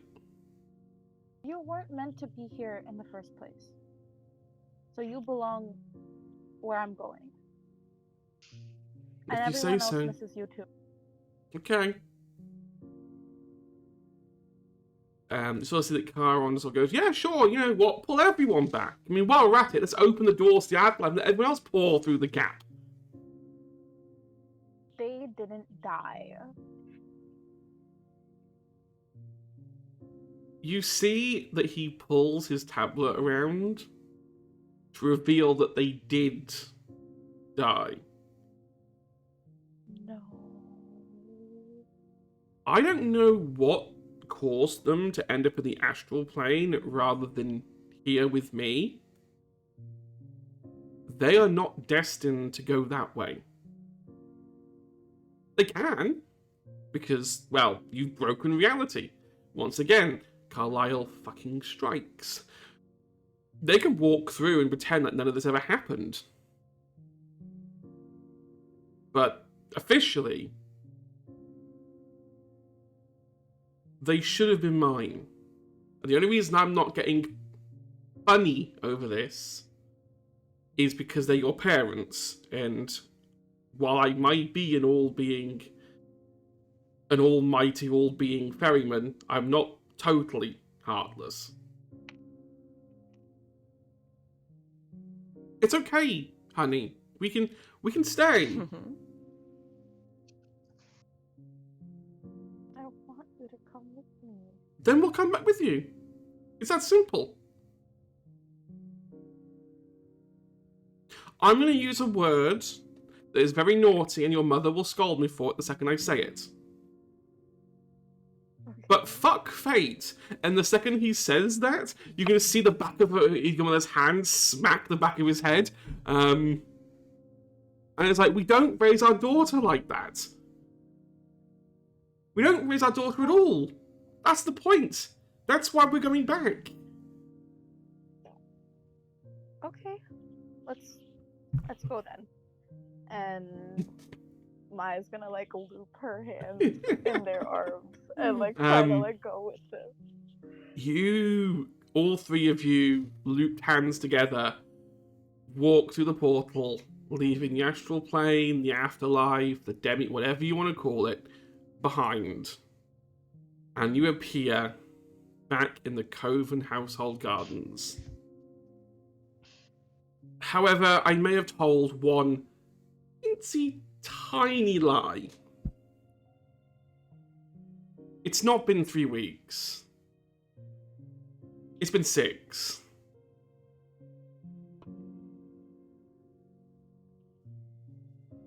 And Carlisle and Lucas are fine.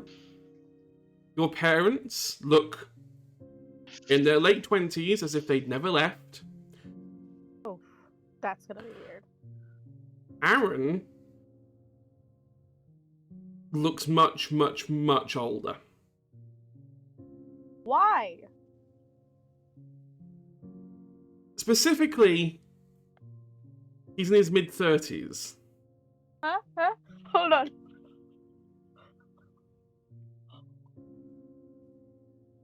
Why? Time acts weird Thanks, I in hate it. astral space. Why is Aaron the only one who became older?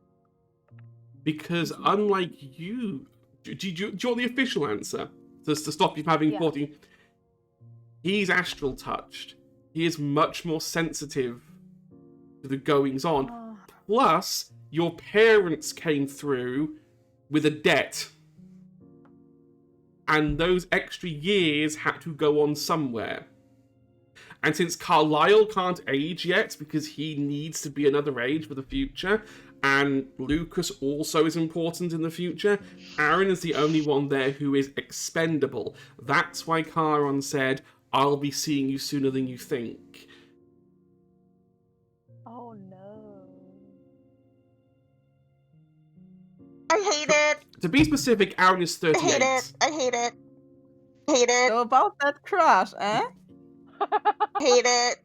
And that is why I said Aaron would be cursing my name. I hate it. I hate it. Because not only did I move her crush on the plane, I hate also it so aged her much. crush so much that she can no longer have the crush. Hedge, why do you hate It's us? so funny. 'Cause Aaron's No, gonna be a I hate this so 30-year-old much. teenager. He's like, I yeah, he hate is. it. I hate it so much. This is What like did we 13 do, years Hedge? old. Answer me! I don't know what you did. It's not what you did, it's what you will do. Now I have to rethink this entire. Is that a challenge? Is that a challenge, That is Hedge? a Is that a challenge. fucking That challenge? is a challenge, yes. Oh. Oh, that's good to know. I'm actually kind of disappointed now. Okay, it's fine. What am I gonna do with the half-written fanfiction now?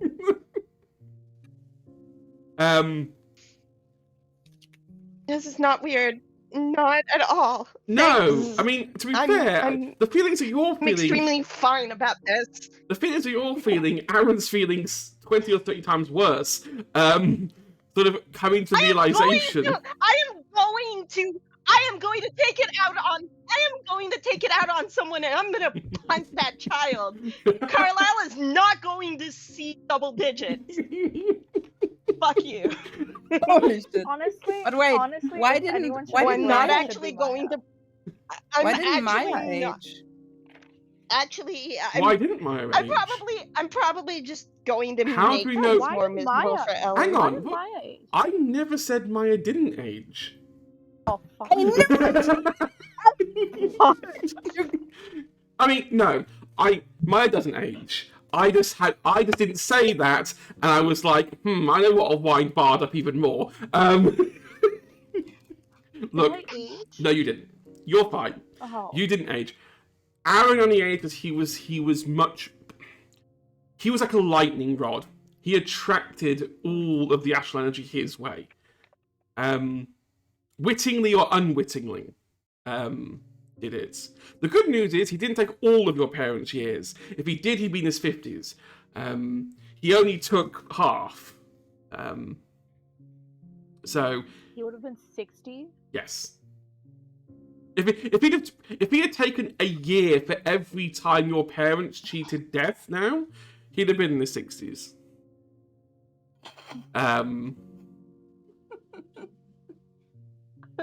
Poor Anne. But yeah, Aaron is confused. His voice has dropped. His A little voice bit has more? dropped. It's Oh really my gone god, he deep. missed his college years. Yeah. He doesn't feel particularly right. There is. I have a question. Go on. Did I learn something about astral magic in 6 weeks at least? Are you going to give me at least Yes, new knowledge yes, in the hyperfixation of 6 weeks to Yes. compensate for taking something away? You have to give thing back. Hang on. Is this the whole Oh, alchemy yeah, he thing? doesn't have to do Where it. I would say, is this alchemy where if I take one thing, I have to translate it into another thing? I take your crush, I transmutate it into astral knowledge. Oh, this is Yes, I mean, look, if you I mean, want, you gotta give me something if Yeah. you've aged up my crush to weird levels. it's fine. I am going to you take do your learn. timelines and You, fuck them all up. New project. you. New project. I'm gonna take all your timelines and fuck them up. It's Oh, fine. you see it all wrong.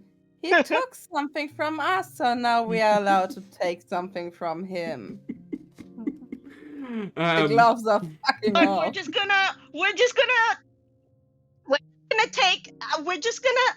gonna take Carlisle and turn him into a well-adjusted adult, or take care of him as a kid, and then he'll be a well-adjusted adult, and all of this sad shit in the current Won't timeline happen.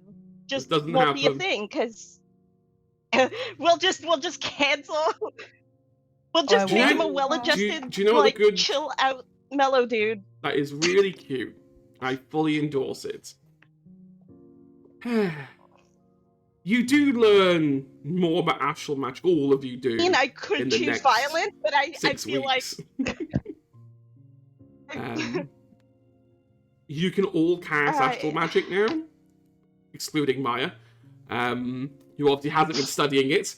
I will say, you're living it. I will say that for Maya, this has only been about 13, 14 hours. I mean, you didn't really go to sleep Tired.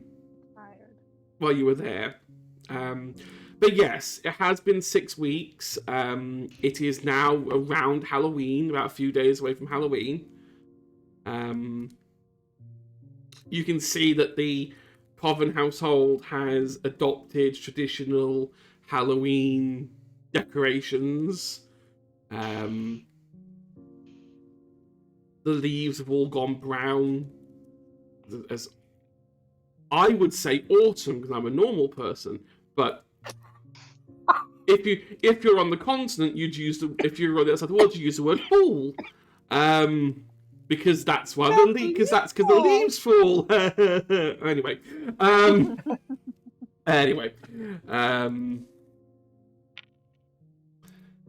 Yeah. Your parents give you a hug. Carlisle and Lucas kind of quietly fidget off. Can I be the first one to look at Aaron and be like, Yeah? what? Who? Huh? I don't know either. I feel weird. You look weird. And you sort of see that he gets, like, he goes over to the window to, like, look at his reflection. It's like, I've got grey hairs. And you have a beard. Yes, I look like a geography teacher. You look old. I am old. Your parents are younger than me. Oh, that's weird.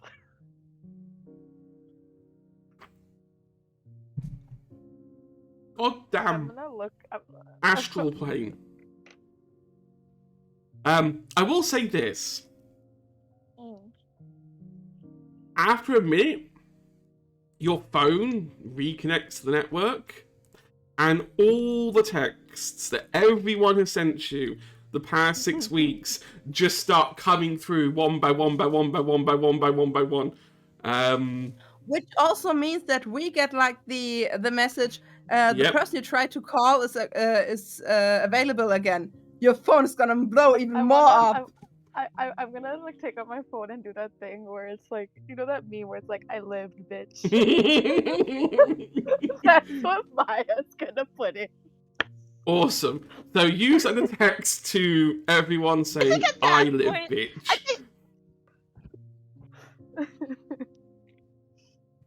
I think for the first time in a while, Penny's gone to dance class, so she doesn't get the message until later. But yeah, she'll probably be really excited to get the message, and then Maya will get a reply that says, "Great, been 6 weeks." Yeah, from Felix, just gonna get glad to have you back. The heck have you been? What's your favorite cookie? Oh, chocolate chip. Why is everybody so big? I'm a basic bitch, okay? I love the Yes, small you things are, in life. and you're a queen.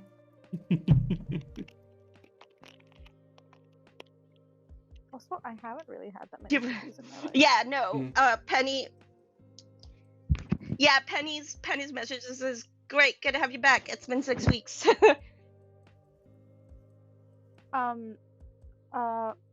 Maya is gonna like look at her parents, and Aaron is like, I think we should head inside. That's and tell everyone. Probably for the best. Because Carlisle and Lucas ran in first, the first thing you hear is Amanda Breach. Yeah, especially screeching Carlisle's name. Now, if your son had been missing for 6 weeks, your response would probably be like, "Oh my god, there you are," and run down and hug. Amanda's response is more of that. The only way I can describe it is kind of that Harry Potter, Mrs. Weasley kind of like, "Where have you been?" moment. To this 7-year-old child who is just like blanketly staring. Weasley, where have you been? Car gone, bed's empty. You could have been killed. And you just sort of see. You could see Carlisle just kind of blinks and goes, "I was in the astral plane." How to shut a bitch up. That very much does shut her up as she takes a moment and like, "How did you get to the? Have you learned astral magic? Are you no longer my?" And at that point, she sort of sees like everyone else walk in. Like she was halfway through starting the syllable for use, and very quickly turned it to useful, son. Hi. Oh, gee. You all, well, some of you look worse for wear. I wonder who. So a few little caveats here. Amanda doesn't really know Maya's parents. Amanda would have been around Maya's age when they passed. This is all like John Montgomery level stuff. So Amanda's just kind of like, it's polite. There's a certain air of formality to Amanda at the moment, as if she's trying to impress.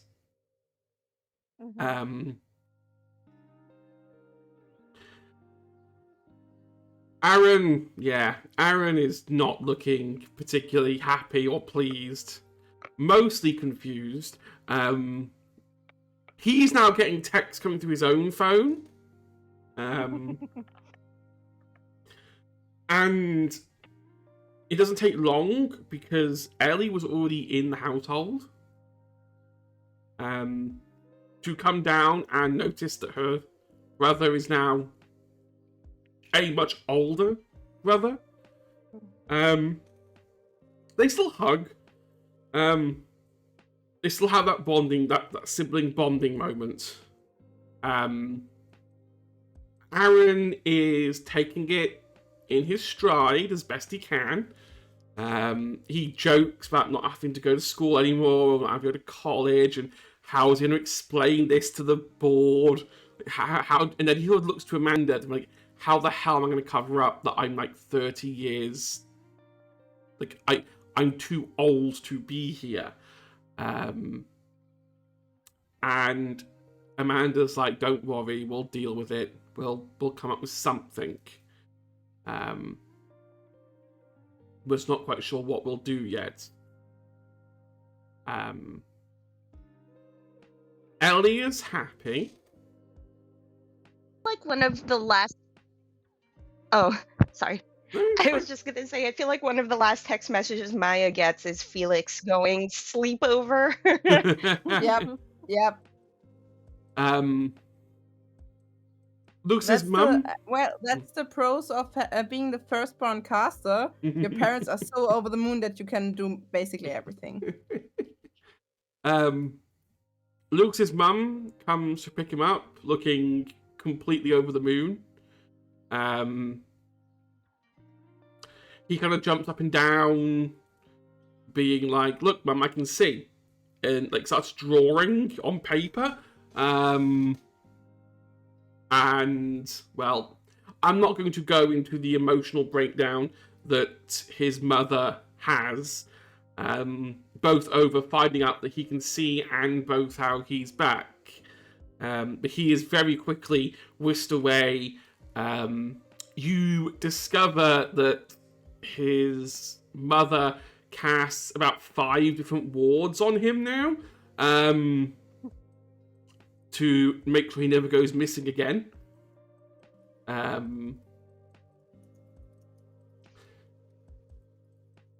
Maya's parents just kind of...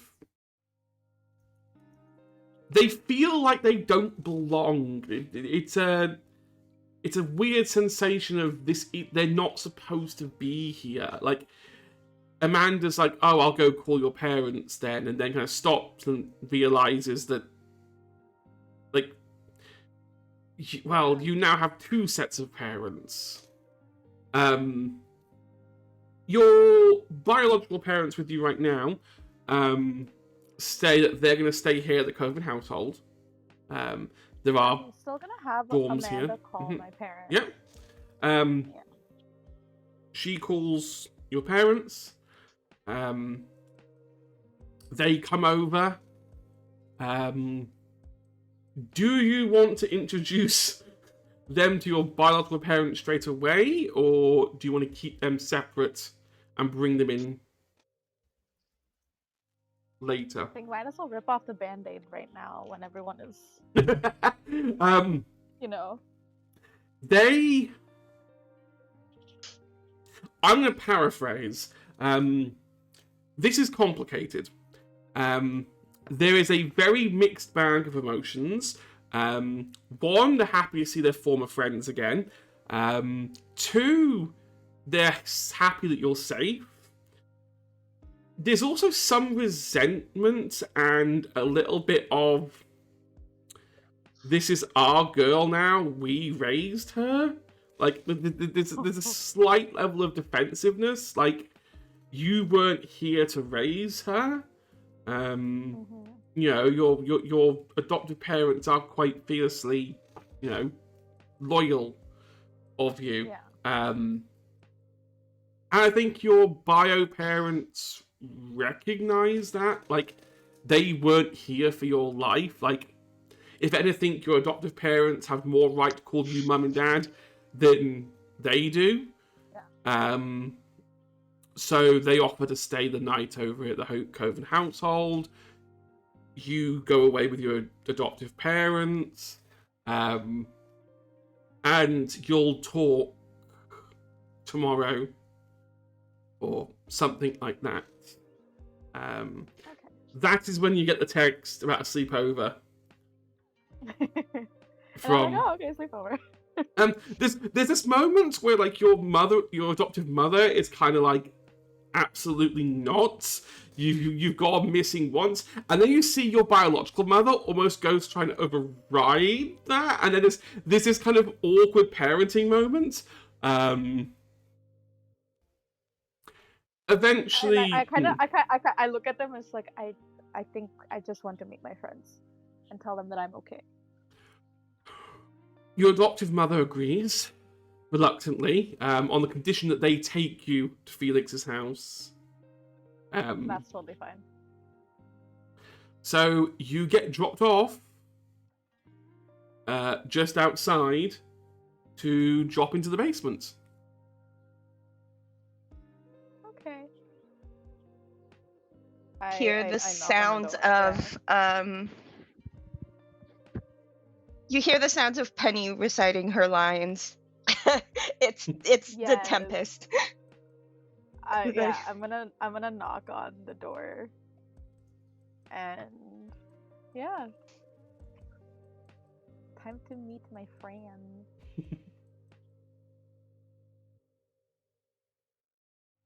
Before anyone can open the door, Shelby just runs through it to give Maya a Through hug. it? No, Through the not door. like through it, like Yeah. open the door. Not physically Run to open straight it. through cartoon Yeah, style. yeah. But there's a Shelby imprint in the door.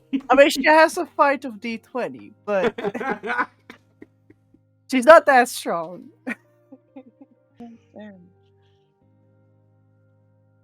She'll just just give you a hug Yeah. and just come down, see the rest. Where the hell have you Yeah, been? where's everyone? It's a long story.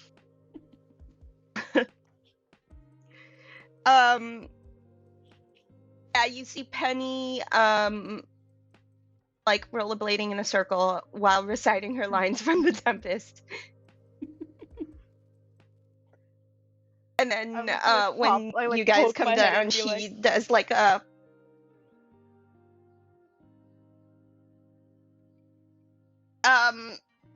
she notices Maya. She does like a hockey stop or whatever. She stops abruptly and like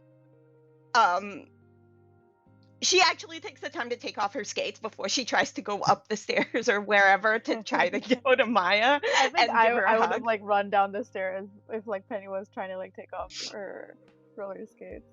I would have closed the gap. Yeah. Okay. Yeah, so she just kind of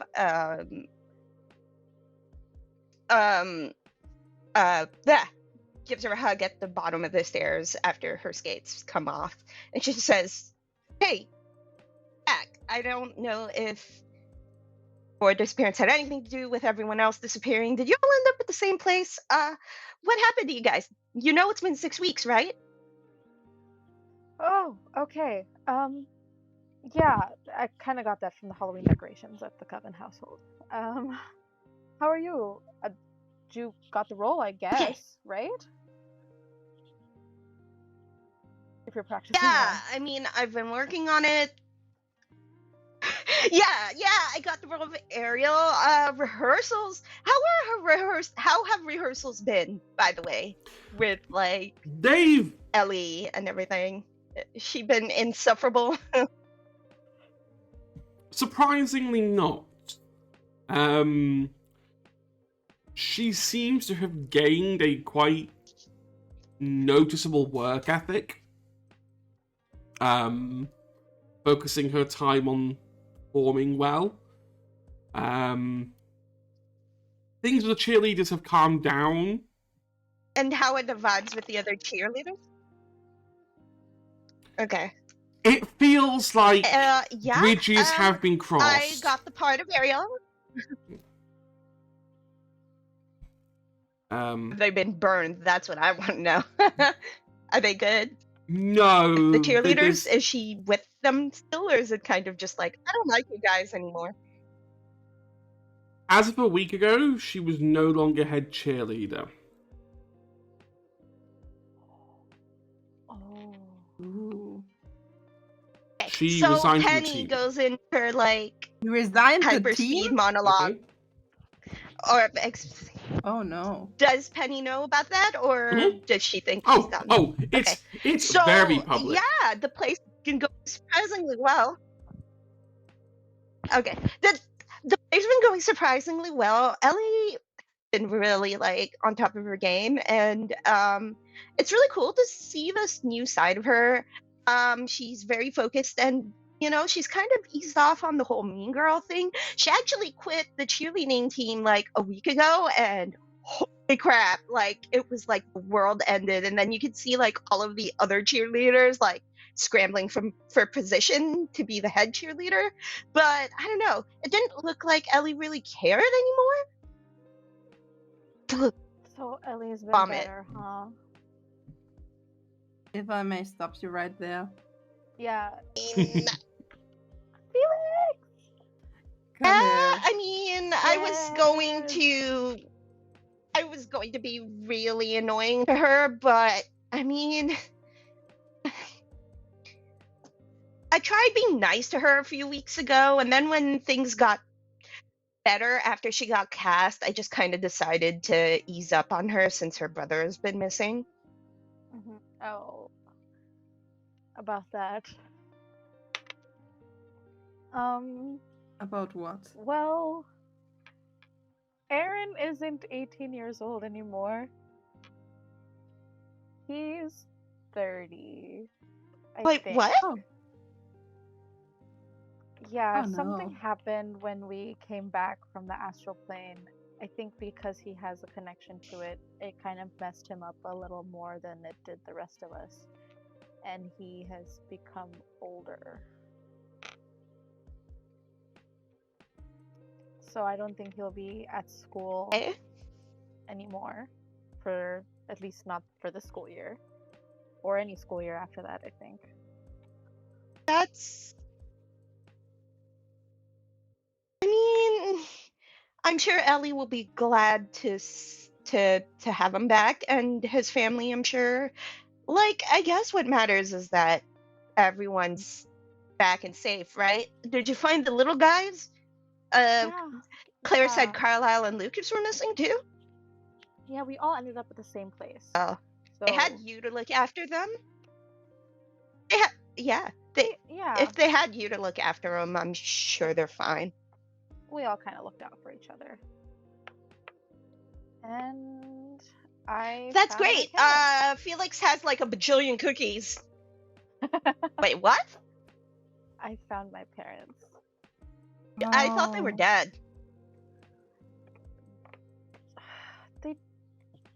They technically Like your biological were. parents, right? I thought they were dead. They were, but I thought they How did weren't. you make them like But not they're dead? back now. Well, we all just came back to the plane because, I mean, came back here because Carlisle like cast a spell, and it worked. And Carlisle yeah, cast a I mean- spell and it worked. yeah, it was. Isn't he weird. like 7? Isn't he Yeah, like the he- child who can only He do can't one cast kind of magic yet. He's magic? too small. But he did. He collected a bunch of stuff Oh, from yeah. like, the astral plane, and then he cast a spell. He said he wanted to go home, and he essentially broke reality. Hmm. And I think like the weight of it all is finally I've like, been stuck. settling in. I've been studying astral magic. Think I could break reality someday? Well, maybe.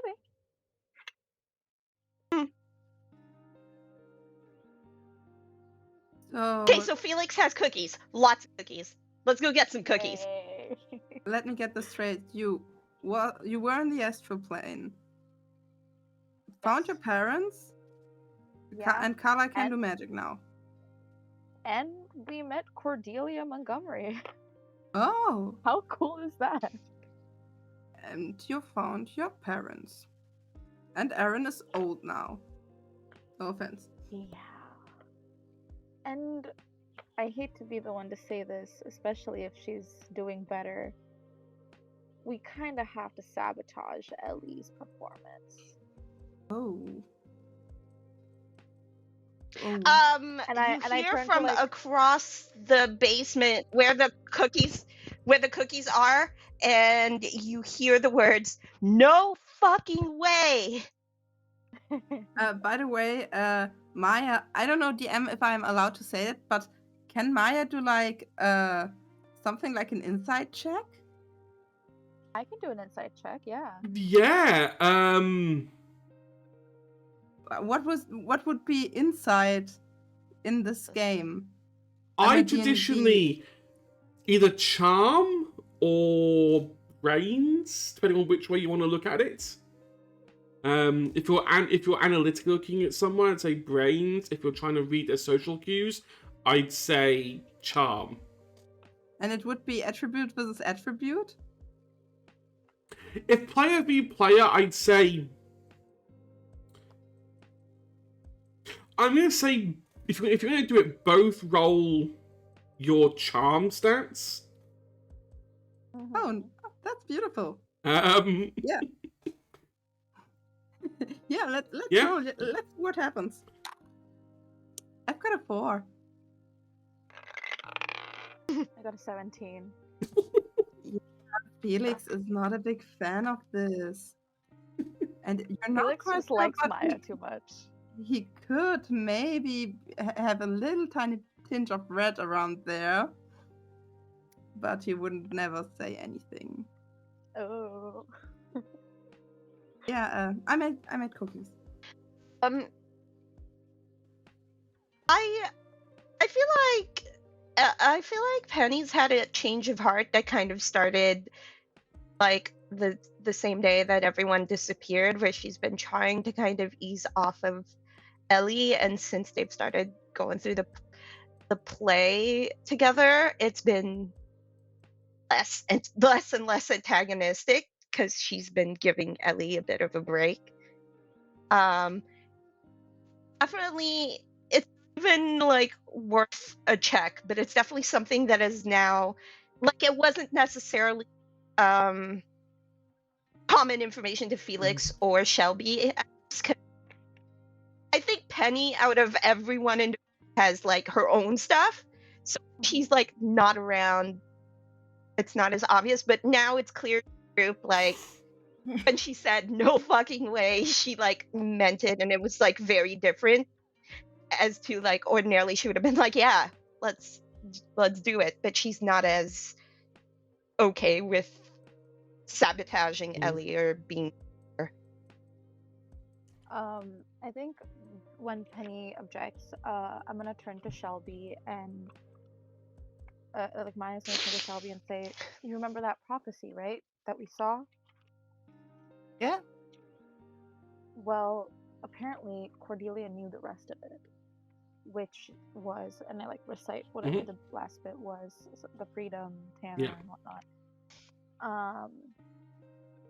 And apparently someone is trying to make the apocalypse happen. Because if the barrier falls, Tanner and essentially the world will fall onto or into the underworld. And if that happens, everything will break loose. And so we have to stop that from happening. And the only way to stop that from happening is to make sure the prophecy doesn't happen. And for the prophecy to not happen, Ellie cannot be Prospero. Oh, Okay. you're saying that Ellie is the false girl. Yes. Because of the play and And- because of the way her I like air quote magic abilities work, where she takes away magic instead of having it. Did Cordelia say anything else about it? No. She says that someone's trying to make the apocalypse happen and that they're playing a long con. And that the only way that we can stop it is to stop the prophecy from happening. So any other bit of the prophecy that we can prevent, we have to prevent. Well, if Ellie is the person who's gonna make the barrier fall, we're gonna have to stop her, right? As much as I'm sorry, Penny, but we have to do this.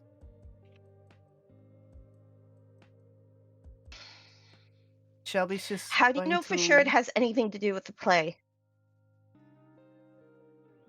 Because where else would Ellie be crowned queen? Prom? He's not gonna take over the coven, right? I don't know. There's a number of different things. Just want to double check with the hedge. This is an American high school, correct? Yes. Yeah, we Okay. would have a prom. Then you hear Penny go, homecoming queen, prom queen. I'm Yeah, going homecoming to queen, prom queen. I'm going to What? play the benevolent spirit card and say, read the first line. On the longest day of the year. And that End of isn't... this- Yeah. Yeah, so it can't be the Summer? play because the play is happening before Christmas. But- Yeah. It can't be homecoming. The longest day or the longest night? Prom queen. It's the closest Yeah, it would be thing summer to. solstice. It happens around end of the school year. Oh. It happens on the 21st It would be of prom. June. Yes. So she can't be prom queen. Yeah, because prom usually happens around May or June.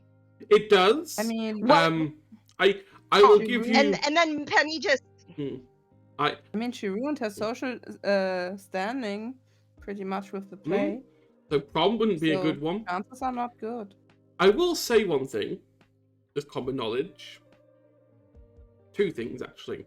1. The summer solstice is sacred to witches.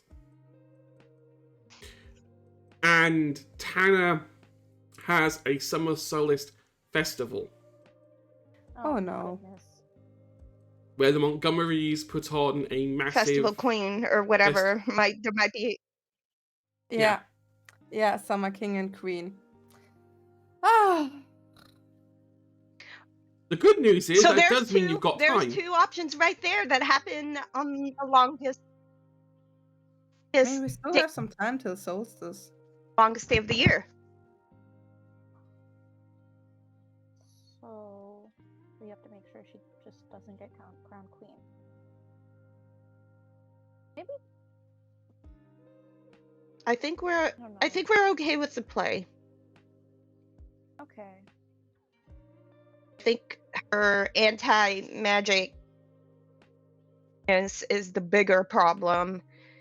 Yeah. I think as long as we keep her happy and Around. occupied doing theater things, maybe she might not go for prom queen or Solstice whatever Queen. sort of crown. If we keep her distracted and actually keep her these artistic things, maybe she won't be so fixated on things that are connected to social status. Because let's face it, all of that stuff is just one big popularity contest, and she quit being a cheerleader. She might not even care anymore. But what about our festival? There's still Summer King and Queen. She might. Yeah, it might be that. Also, Also, I mean, the she's prophecy not said something 18. about She's not eyes 18 going yet. blind and ears going deaf. Age doesn't have anything to do with it. I mean, we have someone who started going blind. Oh goodness, that's true. I don't What about the understand. deaf part? What about the what? I think it's all Deaf gonna happen part, to the ears the go same deaf? person. I think that's all just gonna happen to the same person. She's not 18 yet, so What's gonna she's happen to still Aaron? got some time to develop whatever magic she might have, and even if it's like some kind of anti-magic. And may I remind you that the most magical moment for me personally happened when I really, really wanted it and felt it. And if she's prosperous on that stage and has one moment where she can do all these things, Oh, that's true. So we have to make sure she does the best job. Wait,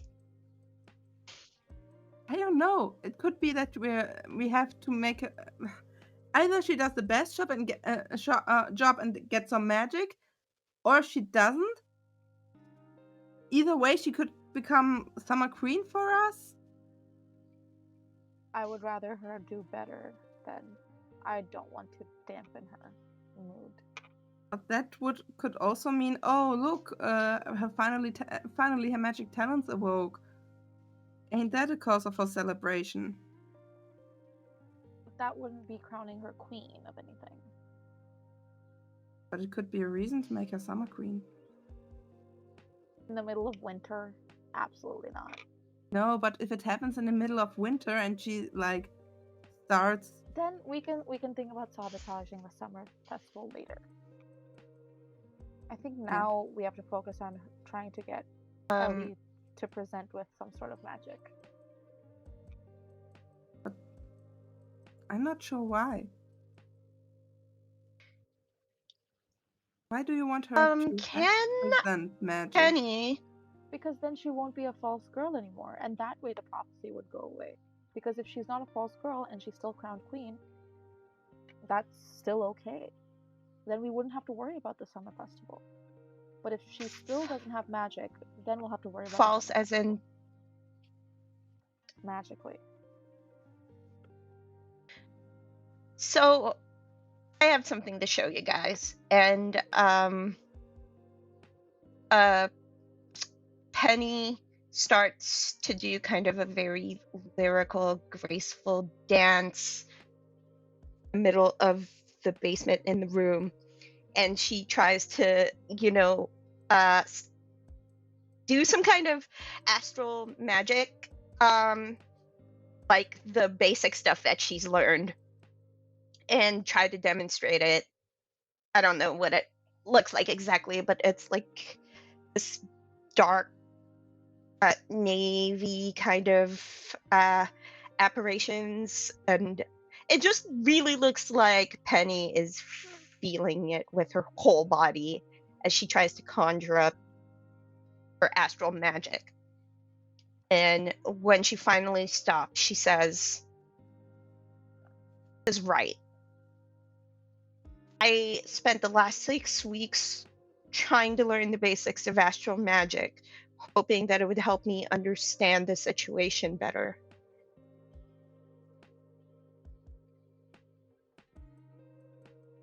Remind me, do we know the whole thing with Ellie being retested and Yeah. so that's Yeah. public knowledge? I thought it was just like private. It's not public No. knowledge, but Aaron revealed it. Yeah, but just to us. Okay. Look, say that astral magic is for very special, like astral touched people. But I have thrown my whole heart and my whole self into it. Just gotta get Ellie to do the same thing. We gotta get Ellie to believe. Well, we can. I don't think she's gonna believe me, though. I've spent years antagonizing her. I mean, Believe that's her the gun. thing. If that's what Felix said. If Felix said if Ellie can do the best performance. Yeah, no, I was trying to. I was trying to agree with Felix in a very roundabout way. I don't know. You want to tackle that project, Felix? I tried to give her cookies, and she was not the most trusting person to me. I mean, I can try. Maybe now that Aaron's back. Yeah, she'll but that believe was like 5 weeks ago, 6 weeks ago. Also, I'm not sure if that's gonna work because at this time, she kinda gave Maya the fault of all of it. What? I believe she was just hurt, so I didn't really thought much of it, but she said probably Aaron just walked, I don't know, right into something you did. Like, not that you I didn't do attacked him, but anything. I don't know. It's okay. Honestly, you two can work on her better. I'll just be there, and I don't know. I think maybe her mood will shift now that Aaron's back. So I can't believe that I'm gonna be saying this, but we're all gonna join like the theater group Yep. to help her.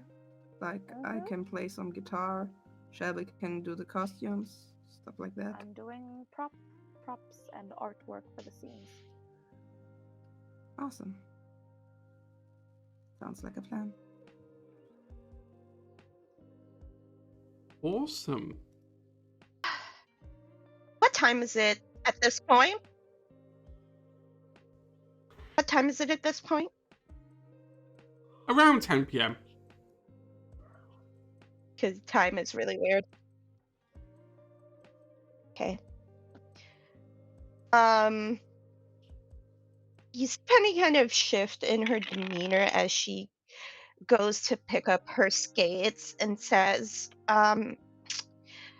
you know what, Felix? I know I said I was gonna sleep over. I'm not feeling that great. I think I'm gonna go home, but I'll come back in the morning. Hey, it's okay. I know it's a bit hard for you right now. Tell me if you need something. Yeah. Anything, okay? I just have to reconsider some things. We're helping Ellie now, right? That's a whole thing. That's the whole thing. Yeah. I'll see you guys in the morning. Okay. And she Get home safely. leaves to go home. Awesome. Okay. You get a text as soon as she gets home that just says, "I'm home. Don't worry about it." So how, like, in terms of working together, would you say that Ellie and Penny have, like, their dynamic has shifted, or is Ellie still like, "I still hate you"? Ellie is still very distant and very standoffish. You're not friendly or friends. She's more focused on her part more than she is focused on you.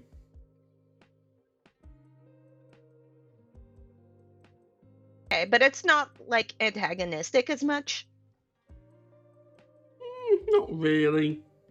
But if you hang around her for too long, she will start spitting barbs.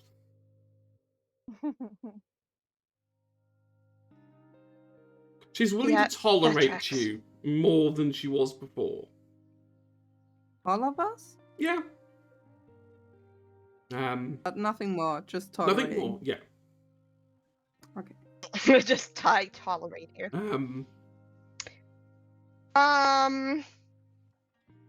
Yeah, that's it. Awesome. I think that's where we're going to leave tonight. Well, that's a lie. I've got one last thing to do before we go off. Now, remember, we're on a break next week, so Aaron and Ellie get home. Probably for the best. Ellie goes up to her bedroom, opens her door to her bedroom. As she walks through, she is no longer standing in her bedroom. Oh goodness. She is standing in a cold, dark, stone, almost labyrinth where the only light is coming from scones on the wall and fire pits along the side. A confused Ellie looks around, and a voice bellowing out in the distance from an unknown figure simply states, "Welcome to Tartarus." Ah, fuck us. Jesus. And Slow that down, Andy. is where we are going to end properly. Fuck.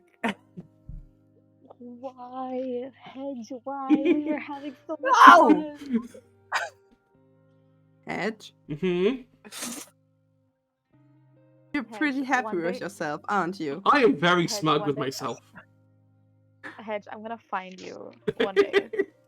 I will admit I have never been this smug during an episode before. This is my highest level of smug. You love me, really. You wouldn't be here otherwise. Oh yeah, we love you, alright. It's true. I do hope you've all enjoyed it. Oh, And had fun. absolutely. Yeah. I am going to give everyone time to say their goodbyes. We'll do it in reverse order we started. So we'll start with Bard. Yeah, thank you for watching, everybody. I'm Bart with many names, or Laura. You can find me here on Twitch, and I'm where I'm streaming some writing stuff, and also Bard Academy, where I start to level my Bard levels up in real life, and you can watch me die while trying to play the guitar.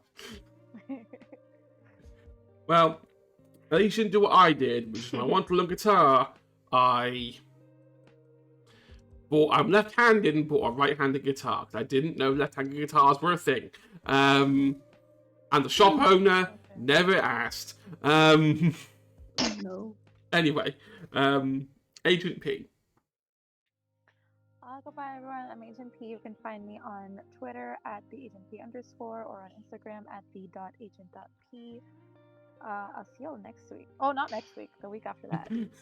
For I mean, more you shenanigans. can be here next week if you like. No one else just will. We be. just play without Just as Shelby DVM, and Maya and then we're gonna tell interruptions. you what Um, happened.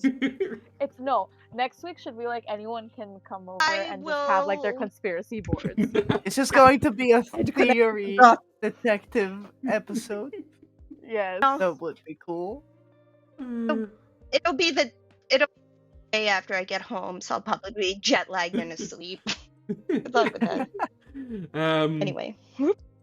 Anyway, yes, moving on. Chasm. Yeah, I'm Leah or Chasm. Thank you for watching or joining in today.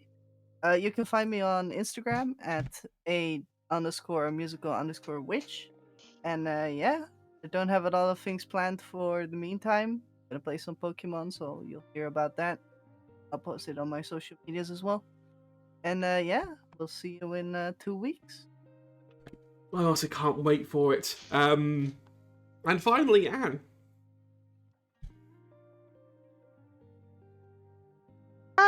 Hi. Oh, my brain is not braining right now. Still recovering. Thanks. You can find me on Twitter at _girlwonder. I have a pinned post with all of my stuff because I do a lot of stuff. If it's not D&D, it's probably Power Rangers related, so I'll post over there.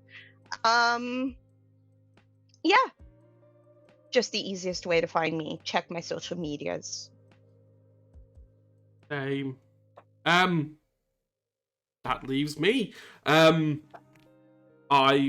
Hedgehog. You can find me online at Hedgehog UK.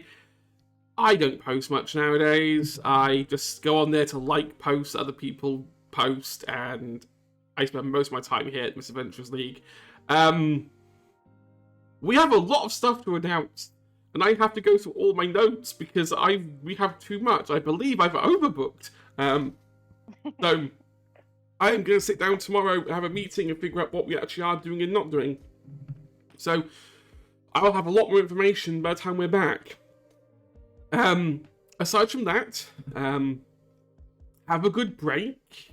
Enjoy next Tuesday off. Enjoy the peace and quiet from the chaos that is this. Because we will be back we'll be back the Tuesday after that. With just as much chaos and fun, hopefully. Right. We'll see you next time. Bye.